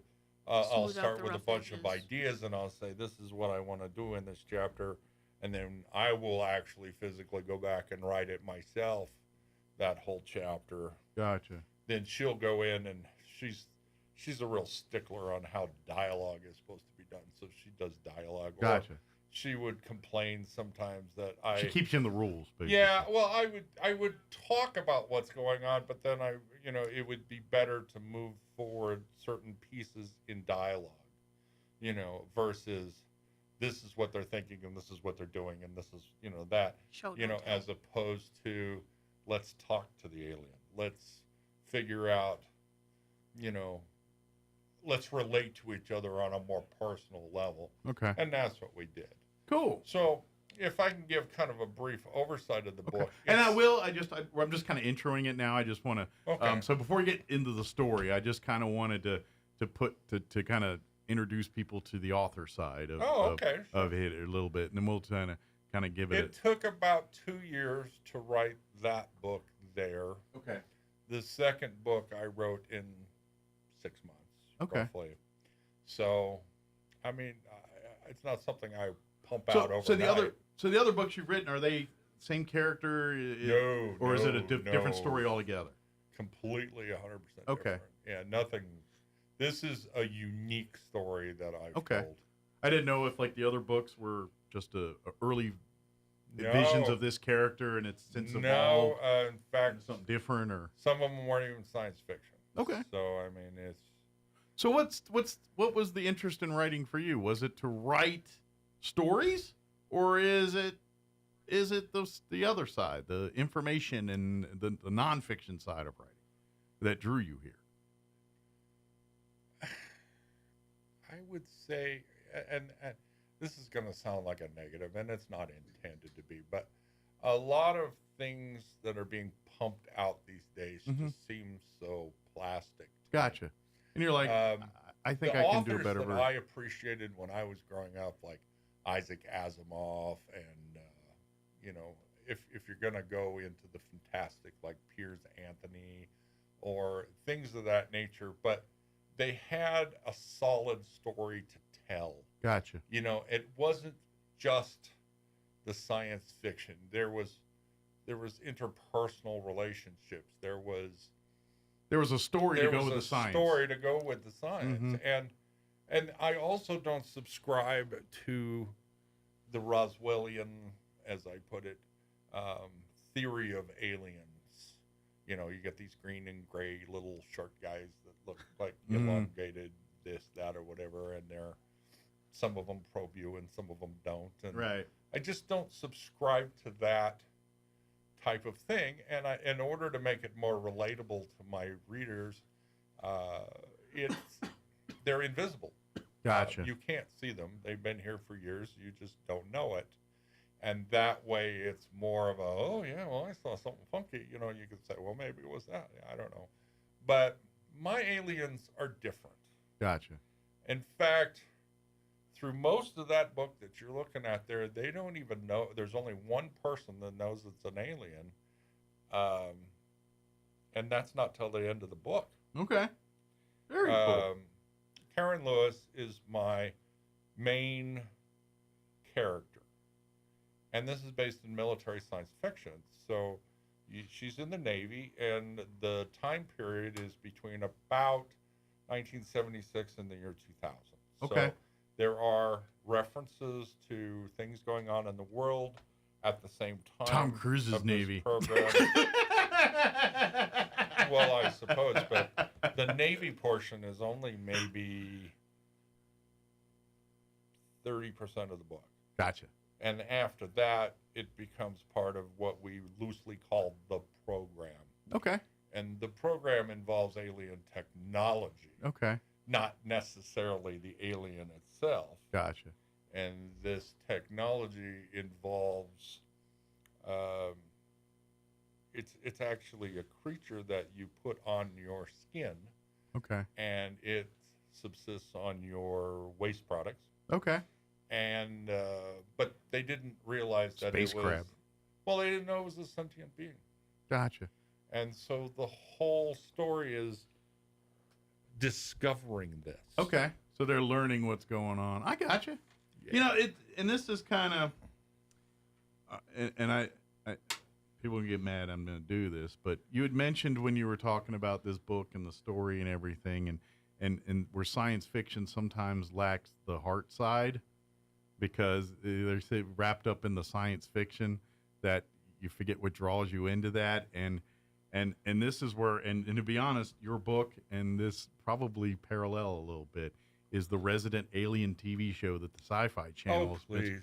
Now, please don't do that. Well, here's the point I'm making. Yeah, that's a comedy. So you got to come from the comedy vein. However, there is so much science fiction-y stuff in there, but because the story has the heart, it has where you actually care about the characters. Okay, and you care I'm about stop that you stuff. there because I'm going to say that I like the show. Yeah. I do. But it's ridiculous. Well, that's the point. And what I mean though is it brings science fiction to people that normally could care less about science fiction. I understand, but in my opinion, and this is only my opinion, a Resident Alien has very little to do with science fiction. It has more to do with, hi, I'm an alien, and this is all weird stuff. Have you watched it? I have watched every episode. I would argue that it may not be accurate science, but I figure if it gains people's thought and the possibility that like you were saying, like it's the Roswell thing, like there's the green men in this. They really kind of is saying, you know what? There's a whole world of different species out there. Some look like the green men. Some look like lizards. Some look like birds. Some look like, and I think. Well, if you're going to go from that angle, yes, yeah, I would follow you. As far as the science, what makes the thing do this? They don't even talk about it. Don't care, don't know. That's too nerdy for me, I guess. But. Well, then my book is a little too nerdy. Okay, and that's where I think it's like, I get it. I like science, but I love cheeseburgers, but I don't know. I don't know where beef got grown. With writing this book was I didn't want to do the alien thing. Gotcha. I wanted to do it from the human side. Gotcha. As opposed to getting all immersed in this. Oh, but you can aliens, hit them with the science if you give them a human angle. That's what I'm trying to tell you. And Resident Alien, though to what you're saying, not well, does that. It's very comical. I have to pause the show sometimes because I just can't believe what I just heard. Yeah. But I'm not looking to build a spaceship and go to another planet here. I'm just trying to be entertained for an hour. And they don't do that in this book either. It doesn't,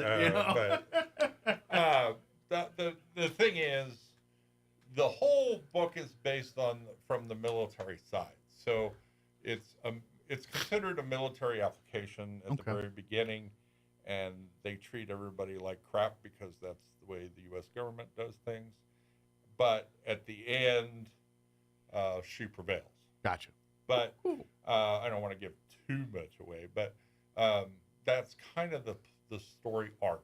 Okay. Is it starts, she goes into this kind of reluctantly, like she's very feministic in the beginning of the show or the book because she's trying to fit in to the male-dominated naval aviator Y'all world. seen Top Gun, the original You've Top seen Gun? It, yeah. A lot of dude stuff there. Oh yeah, lot of testosterone. A lot of shirtless volleyball playing. A lot of testosterone, and so she's trying to fit in. And then when they present her with this challenge, the guy that presents her with the challenge actually is trying to talk her out of it because we don't want women in this damn program. And so she goes in out of spite, probably. She did. Yeah. She went in out of spite because I can do it just as well as all of you. G.I. Jane. And, well, not quite that bad, but yes. And she gets into the program, and then about 20 minutes into the program, she's like, oh, crap. What did I just sign up for? I'm going to need a bigger boat. Yeah. But the whole thing is she gets through the program, but she is so damn smart. She figures out how to circumvent everything in the system. Gotcha. And manipulate it to her advantage. So she becomes a rogue within the system. She does to a certain degree, but then she has to circle back in order to survive. Gotcha. But then she has an unwitting partner in all of this that nobody knew about, and that's the alien. Oh, cool. Okay. So in the very end of the book, I'm not going to tell you what the end of the book is, but she ends up persevering through the end. And then she is in the second book, obviously, so she survives. But a lot of the people that go into the program do not survive. So interesting. That's kind of the thing. If you think about the U.S. government, the military, the way they do things, they don't really care about the human toll, as long as we get the job done. Absolutely. So we got the job done. Oh, okay, 70% of them died, but oh well. And so you took the human psyche out of it. We'll just slap another alien on another person, and we'll go on. Absolutely. So, yeah, that's. Let's pause. Let's take a break. I'm going to do this. Let's pause for, we'll do a weather update, and then we'll take our first commercial break, and then we'll come back and we'll talk a little bit more about the title of the book, where you can get it, and talk a little bit more about the nuts and bolts of the book we're here, because I know we've talked a little conceptual here a lot here in the beginning. So let's do all that. But first, your weather, quick commercial break. You're listening to Mornings with Mike Winters. Don't go away. I'm meteorologist Steve Hamilton with your Pecos Valley weather. Looks like we've got some rain coming up by tomorrow with a low developing in the southern plains. For now, we'll stay with a mix of sunshine and clouds. Gusty wind today, upper 70s to low 80s. Maybe a shower overnight, mid 40s, and then showers and thunderstorms. Pretty good bet for Tuesday. It'll be quite a bit cooler. Our afternoon highs in the 50s, sunny on Wednesday. That's your latest forecast. I'm meteorologist Steve Hamilton. At Richland Motors, it's never been easier to sell or trade your current car, truck, or SUV for a newer model to hit the road in. Even if you don't purchase from Richland, they want to buy your vehicle for top dollar. But if you do buy from Richland, don't forget, they're the home of the powertrain warranty for life. That's a whole lot of confidence for you. See Richland for details. 2nd and Sycamore and 1309 Southeast Main. Rosa, have you decided where you're going to college yet? There's so many choices. I'm still not sure. Well, I've decided to attend the University of New Mexico. It's the only Research One university in the state. It's the flagship, and their academic programs are among the best in the nation. The University of New Mexico? Can I still apply? Of course. UNM is New Mexico's best university, and residents of New Mexico get preference in admission. Apply now, and we'll attend UNM together. The University of New Mexico, New Mexico's University of Opportunity. Apply today at unm.edu. If you're missing a tooth or several teeth, a dental implant may be the ultimate solution. Implants look and feel so much like real teeth that you probably forget you have an implant. Maupin & Brown Dentistry is one of New Mexico's most experienced implant providers, with literally thousands of implant patients who are absolutely delighted with the results. Call Maupin & Brown today for an evaluation. You'll be surprised how affordable implants can be. Maupin & Brown, your choice for experienced, state-of-the-art dentistry. To plant or not to plant? That is the question. Hi, this is Jim Gill from Roswell Seed Company. Our tomato plants and pepper plants are ready to go. If you plant them now, you might have homegrown tomatoes and peppers before anyone else. Or the frost might kill them. As Clint Eastwood would say, do you feel lucky? You'll either be the smartest gardener in the county or you'll get to replant them all over again. I say go for it. You'll get more practice and we'll get more business. This is Jim Gill from Roswell Seed Company, and I apologize to William Shakespeare. April 8th is National Line Worker Appreciation Day. Central Valley Electric Cooperative's linemen work hard to keep the lights on and often do not receive the recognition they deserve. Being a lineman is not a glamorous profession. Most of us can ride out a storm from the comfort and convenience of our homes. However, CVE line workers are on call 24/7 in case severe storms or other circumstances cause the power to go out. If you see any lineman, please take the time to say thank you to the power behind your power. CVE would like to thank all line workers for their courage and commitment to powering our communities, not just on Line Worker Appreciation Day, but every day. At Anderson Bethany Funeral Home and Crematorium, we honor and pay tribute to the achievements of your loved one by celebrating the life you shared together. Anderson Bethany Funeral Home and Crematorium is compassionate and cares about our local community and the families we serve here in southeastern New Mexico. Locally owned and operated, we will be here to help you decide how to celebrate the bond you've shared and pay tribute to the unique individual you've lost. Visit us at 2609 South Main in Roswell or call 622-5888. Attention Roswell and surrounding areas. What you're about to hear will totally blow your mind. It's the grand reopening at the all-new Roswell Ford. The all-new Roswell Ford has new management and a whole new attitude. I interrupt this commercial for more breaking news. Attention car buyers. The all-new Roswell Ford needs your trade, and we need them now. So there's never been a better time to trade and upgrade to a new Ford or quality pre-owned car, truck, or SUV for less. Making payments on your current vehicle and you want out early? Even if your current car is rusted, busted, and can't be trusted, Roswell Ford wants to spring you out of your trade, even if you owe thousands more than it's worth. Worried about payment or interest rate? Don't sweat it. Roswell Ford has partnered with more lenders that can help with all types of credit with rates as low as 0% for 66 months. Get pre-approved today at RoswellFord.com. Lower prices, exceptional trade-in values, and a better buying experience. Get on board at Roswell Ford, 821 North Main Street in beautiful Roswell, or visit us online at RoswellFord.com. $15.15 per thousand financed on select models with approved credit. Get your tickets now as Red Zone presents A Night with C.J. Stroud, Saturday, April 13th at the Bulldog Pit in Artesia. Previously announced as A Night with Jason Witten, Jason became unavailable, so C.J. Stroud stepped up to take his place.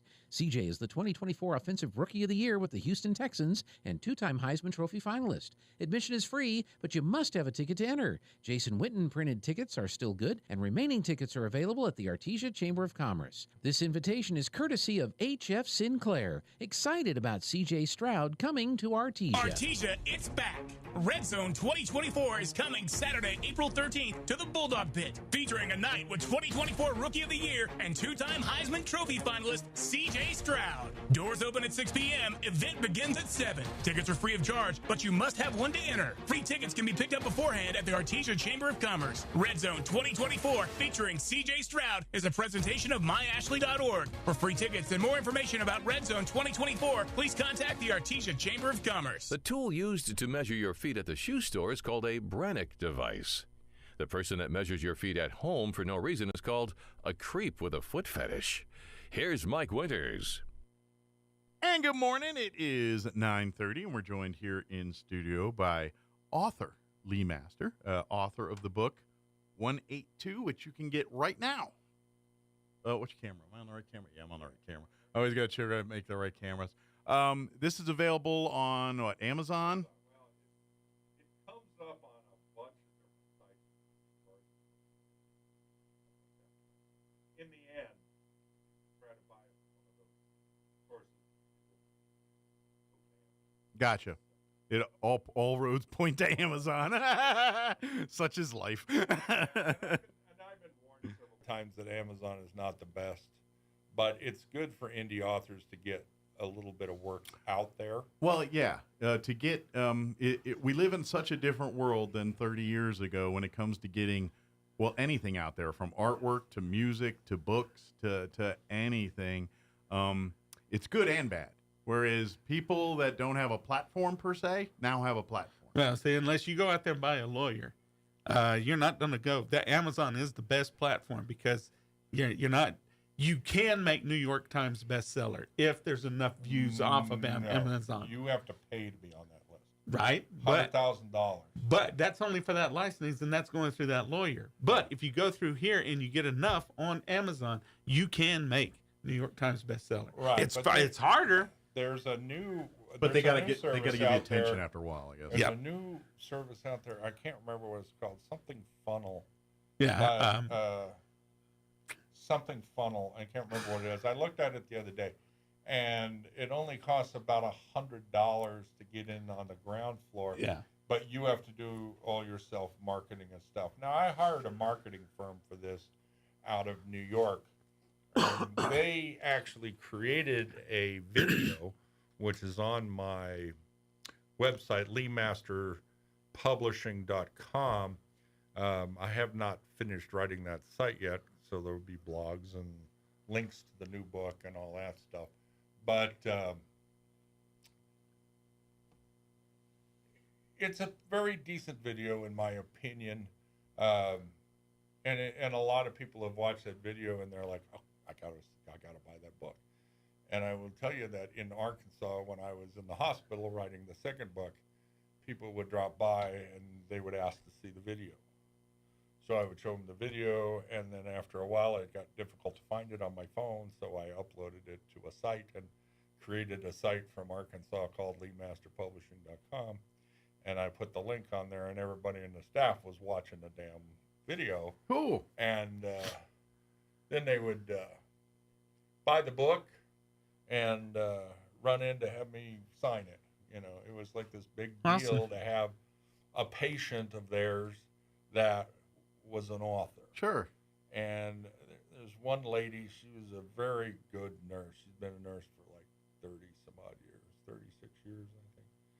And she read the book twice, back to back, and come in, and she would stay after her shift, like at midnight to 1 o'clock. Pick your brain. To ask me about the book and where was my ideas coming from and all that. And she just thought that was the greatest thing. And of all the people out there, she was like, I got to give you my information because I got to be able to talk to you in the future about this stuff. Cool. So let me ask you this, because obviously it's a work of fiction, obviously. It's military science fiction, yeah. But how much of your military life is on the page of this book? 0%. 0%. Okay. I was just curious. Like, how I much was of the... I was in the United States Air Force. Gotcha. I wrote all of this from the naval perspective. But some of the concepts and where it came from, does that come from your days in the Air Force? I have to be very careful here. Right. I mean, yeah, obviously don't spill the beans here, but like your day-to-day in the Air Force, would you deal with some of the things... Concepts. Conceptually, yeah. Obviously not the actual... what I put on the paper is fiction. Gotcha. It has no correlation to real life. Sure.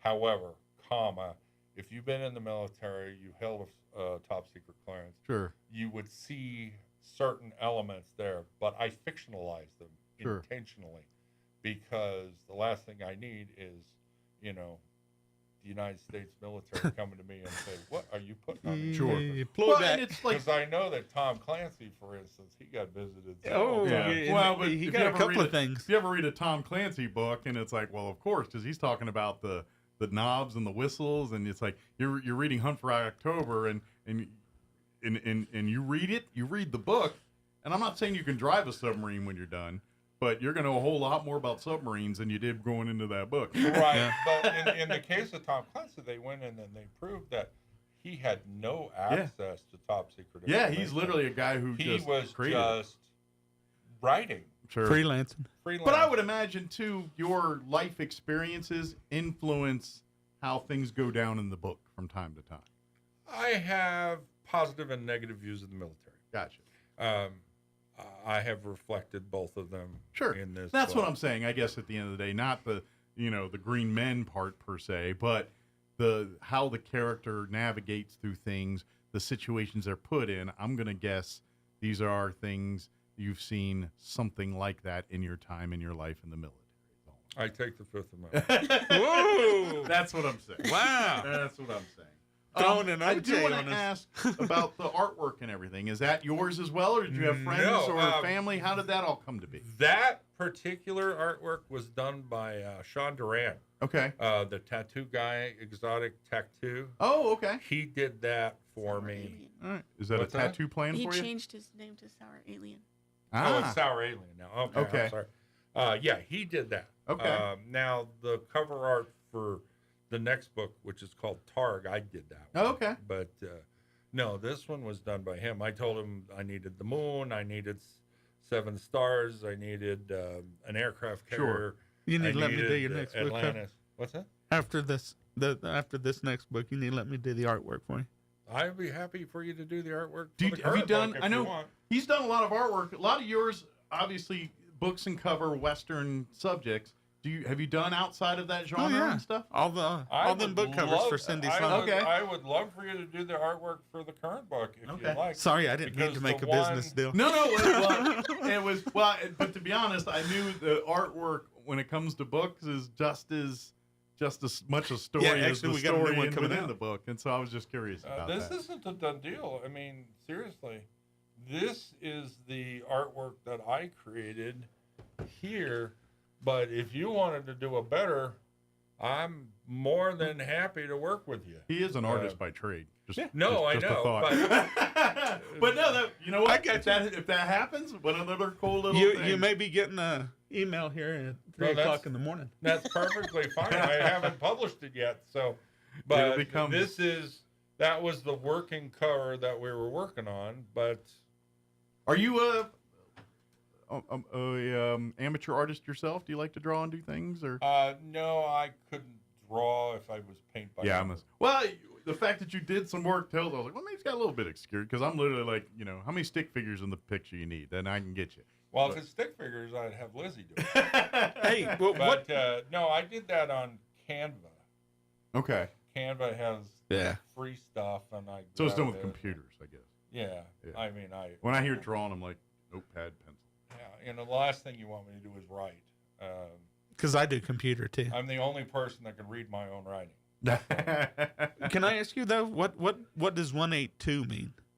That's her call sign in the program. Gotcha. So, when if you think about the Navy and stuff like that, they have call signs, Buzzkill and whatever, Maverick, Maverick or whatever. I didn't even want to go there, but they have those. Well, in the program, everybody's just reduced down to a number. Sure. So anything that remotely 181, identifies you're you, 182, because in the military you're not a person anyway. You're just a number. Sure. Right. And I'm gonna just when you tell these kind of stories, and it's one of these we don't evaluate your existence kind of deals, then they don't deal in a lot of personal things in those types of situations. Well, and her trainer, his name is William Forsythe, but his code name is M, and so you have M and Q and S and T and all these people that you can't place a face to. They're considered to be a cookie cutter, and then eventually disposable. This guy goes, we'll bring in another one, we'll call him M2. And military talks in codes. All military. Doesn't matter if you're cooking food or blowing stuff up. They all talk the same way. So as I say, 182 is her call sign. Yeah. Her name in the beginning of the book is Karen Lewis, and then she actually ends up getting married. And at the end of the book, her name is Karen Forsythe, and so book 2 is Karen Forsythe. So I'm just getting back to the creative side again. Like, is the character just percolate in your head for years, and then you're like, I'm going to commit this to something, or is it this, and then it goes away for a while, and then you're like, oh, what if I did this with that? Like, how does all that happen? To be honest with you, the concept of the alien came first. Okay. Then the concept of what could it be used for came out of that, and then how would that happen? Mm-hmm. And when I thought about it, the only way it really would have happened is a bunch of idiots discovered it and decided to start painting it on people to see what the hell happened. Mm-hmm. And the only people stupid enough to do that are government. So, right. That's how the concept evolved. Okay. Then I thought, well, you could do that, but let's tell the story in reverse. Let's talk about the person that's subjected to this instead of the subjectors. So being a different fly on the different wall. And then it becomes a story. Gotcha. Because if you tell the story from the other side, it's just a bunch of sadistic mofos doing stupid shit to people. Now here's something I'm curious about. Like, do you know the ending as it goes, or does the ending evolve as you create the story? I do not know the ending when I begin the story. Okay. Because I didn't know, and I imagine authors are different on that. Some were like, I know the end game, I got to fill it up to the end game. I have an idea where, and that comes. When I'm about chapter 20 or so,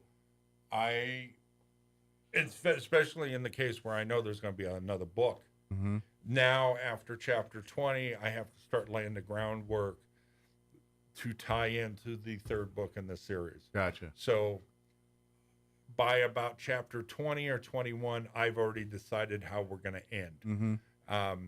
But I will tell you in book 2, when I got to that point, I had envisioned a different ending, but then when my word counter got over 100,000, which is typical for science fiction, I said, well, I could push all that into book 3. Mm-hmm. So I actually picked a really good ending spot, and I said, okay, I'm going to cut it right here.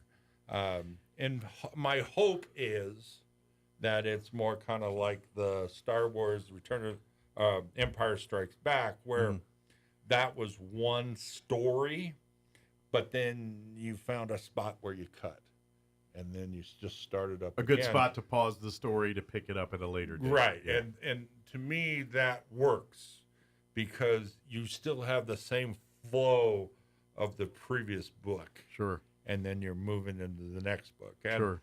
The reason why at the end of, 182 ends in a certain way. And then the first chapter of Targ, which is the next book, is the prologue of what just happened. So, and I put that in there for 2 reasons. One, for continuity, And 2, if you start reading Targ instead of going back and reading 182 first, you have some idea what the hell happened to facilitate book 2. Now, it probably behoove you to go back and read that other one first. But I would. If you didn't, at least you I'm don't completely have closed. to read the first one, but I would. The story's so much better if you know the context in which some of the references are being made. It's it's just how it is. It's just the way it is. But So- a lot of times you'll read a second book or a third book, and you say, "Well, I got to find out." So I'm curious, like, do you know where this is going to end? Yes. Okay. Like you say, all right, I do know I've got I 2 more do- books or 4 more books or 1 more book on this character. I think I'm only going to write 3 books in this series. Okay. And the third book is going to be called Lunar One. And I have a very good idea of how I want to end the series. Gotcha. However, Now, are you going to do a Clive Cussler on us? I don't know. And what I mean by that is, in what when I get to the end of book 3, Yeah. if I decide that there's more to tell, Mhm. I may do another. Gotcha. Because like what Clive did, like Dirk Pitt was his guy in many of his books, and then somewhere, I don't know, early 80s, late 70s, or whatever it was, that he started doing more books about the universe and not his character in particular. And so there was another guy also in the universe that kind of was like Dirk Pitt light. And so he started telling his stories. And then he also did it where he incorporated real life into the fantasy life and created some stories on that. So do you envision this could create a universe for you? And you say, okay, there might be other characters in this story that we do other side stories on. It's possible. It depends on how this book will, the third book will end. Yeah. If the third book ends the way I figure it will end, it will probably end this trilogy. Right. But there is a possibility that there will be other characters in there that will go on that may be a story beyond. But I don't envision my main 3 characters to continue past book 3. Gotcha. I can't see it. Sure. But then Never again, say never. But then again, when I get to chapter 20 of Sure. book 3, I don't know. We'll see how I feel. Sure. But Now, have you tried telling this story and then something happens either in life or something you see that influences a change big time where you're just like watching something or something that came to you and you said, you know what, I want to rethink how we did this because of this? No, and I'll tell you, this is really weird. I don't know how this is going to come across, but I wrote this book, and then I went back and watched shows like DS9. I watched it from the beginning to the end, and I saw similarities in the founders. But my alien's different, completely different. But I saw similarities, and I thought, ooh, that's weird, because there was kind of a semi-parallel in some ways there. Sure. Or Stargate or something like that. But I watched all those shows after I wrote the book. And so I wasn't influenced by those stories, but it was amazing to me that other authors had some of my ideas. Sure. And it was a little off-putting because it was, well, I've put pen to paper. I wrote this story, and then somebody's going to look at this and say, oh, that's very similar to such and such and such and such. And I'm like, That's human nature. That wasn't my intention, and I don't want to plagiarize anybody. I would imagine, Greg, you come across that in your world too. They'll see a painting, and most people, not intending to offend, but say, "Oh, that's a beautiful painting. It reminds me of blank." And depending on Greg's thoughts on that, he'd be like, "Yeah, that's a compliment," or "Dude, that guy's a jackwad. I don't want nothing to do with him." You know? And so I imagine you've dealt with some of that. Well, too. it's a similar reaction I had when you compared my book to Resident Alien. And I'm not doing it to besmirch it. I'm just trying to give a concept. Yeah. Right, but it's a different animal. But I look at Resident Alien and I look at my book side by side, and I don't see the correlation. I don't. But from a person that doesn't know crap about what you know. Yes. The minute they hear the word science fiction and alien, they've already got this idea of what it is. And that's. But I will tell you, you're wrong. Yeah.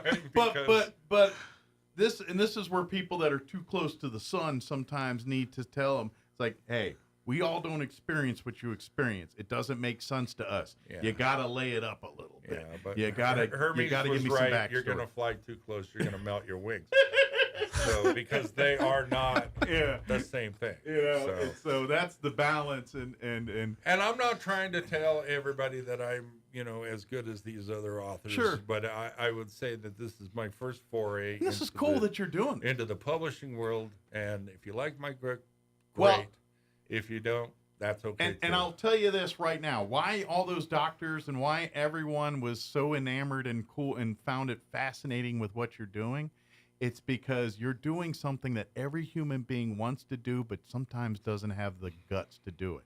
And it's put yourself out there. Well, I'll tell you a little side story. Put yourself out there, and they're admiring your bravery and courage, and you're just saying, you know what? I want to create something that's all me and let you judge it. Well, and that's the hardest thing you can do. I told my father I wrote a book, and I was very hesitant to tell him that I wrote this book because, I may want to hate to admit this, but his opinion would have mattered to me, I suppose, Sure. in some way. Well, all of us look for Dad's approval. I don't care what anybody says. Although it doesn't. It does and it doesn't. Mm-hmm. I mentioned to him, and he was 100% supportive. And then I was hesitant after I published the book, and he was like, "You're waiting for the but." Well, can I have the book?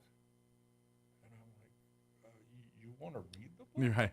He's like, yes, I want to read the book. Or you just placate me, or do you really want it? And he says, prove to me you wrote this book and send it to me. So I sent it to him, and he didn't believe that I wrote it until I confirmed, yes, I wrote this book. That's me. But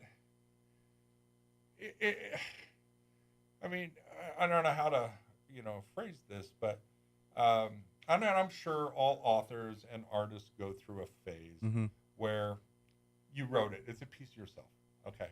And now you're afraid of what people will think of it. Mm-hmm. I gave copies of my first edition, I guess I would say. I did a soft publishing through Southwest Printers here, and I gave 20 copies of my books to friends of mine to read. And I figure I would get the best reviews out of them because they're my friends, right? Sometimes. Well, most of them just absolutely adored the book. Others, they picked it apart like crazy. Sure. It's like you're thinking of one person. You put 10 people in a room, you're going to get 10 different answers. But that's what it is.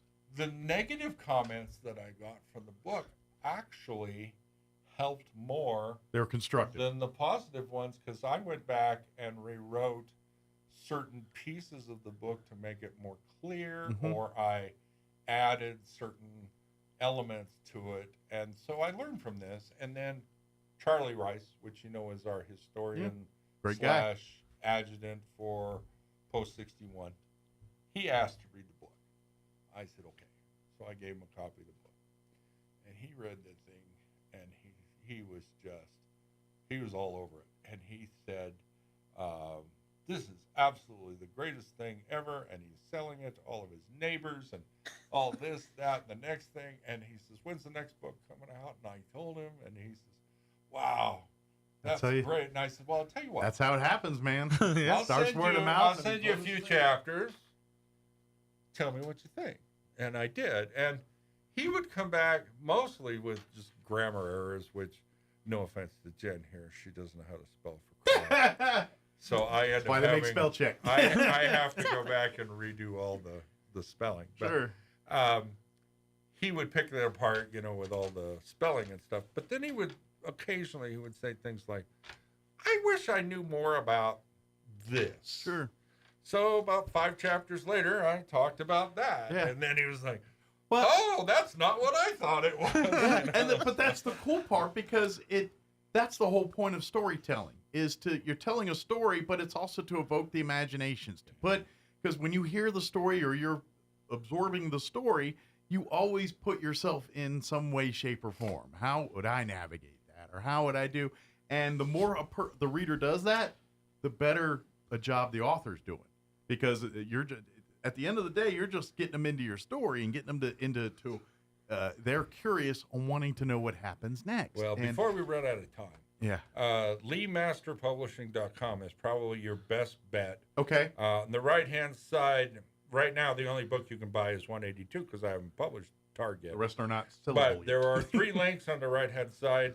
One's for the hardback, which is $26.95. Okay, which is, I'm assuming, this cover. That's it. This copy. And here. then the paperback is $16.95. Okay.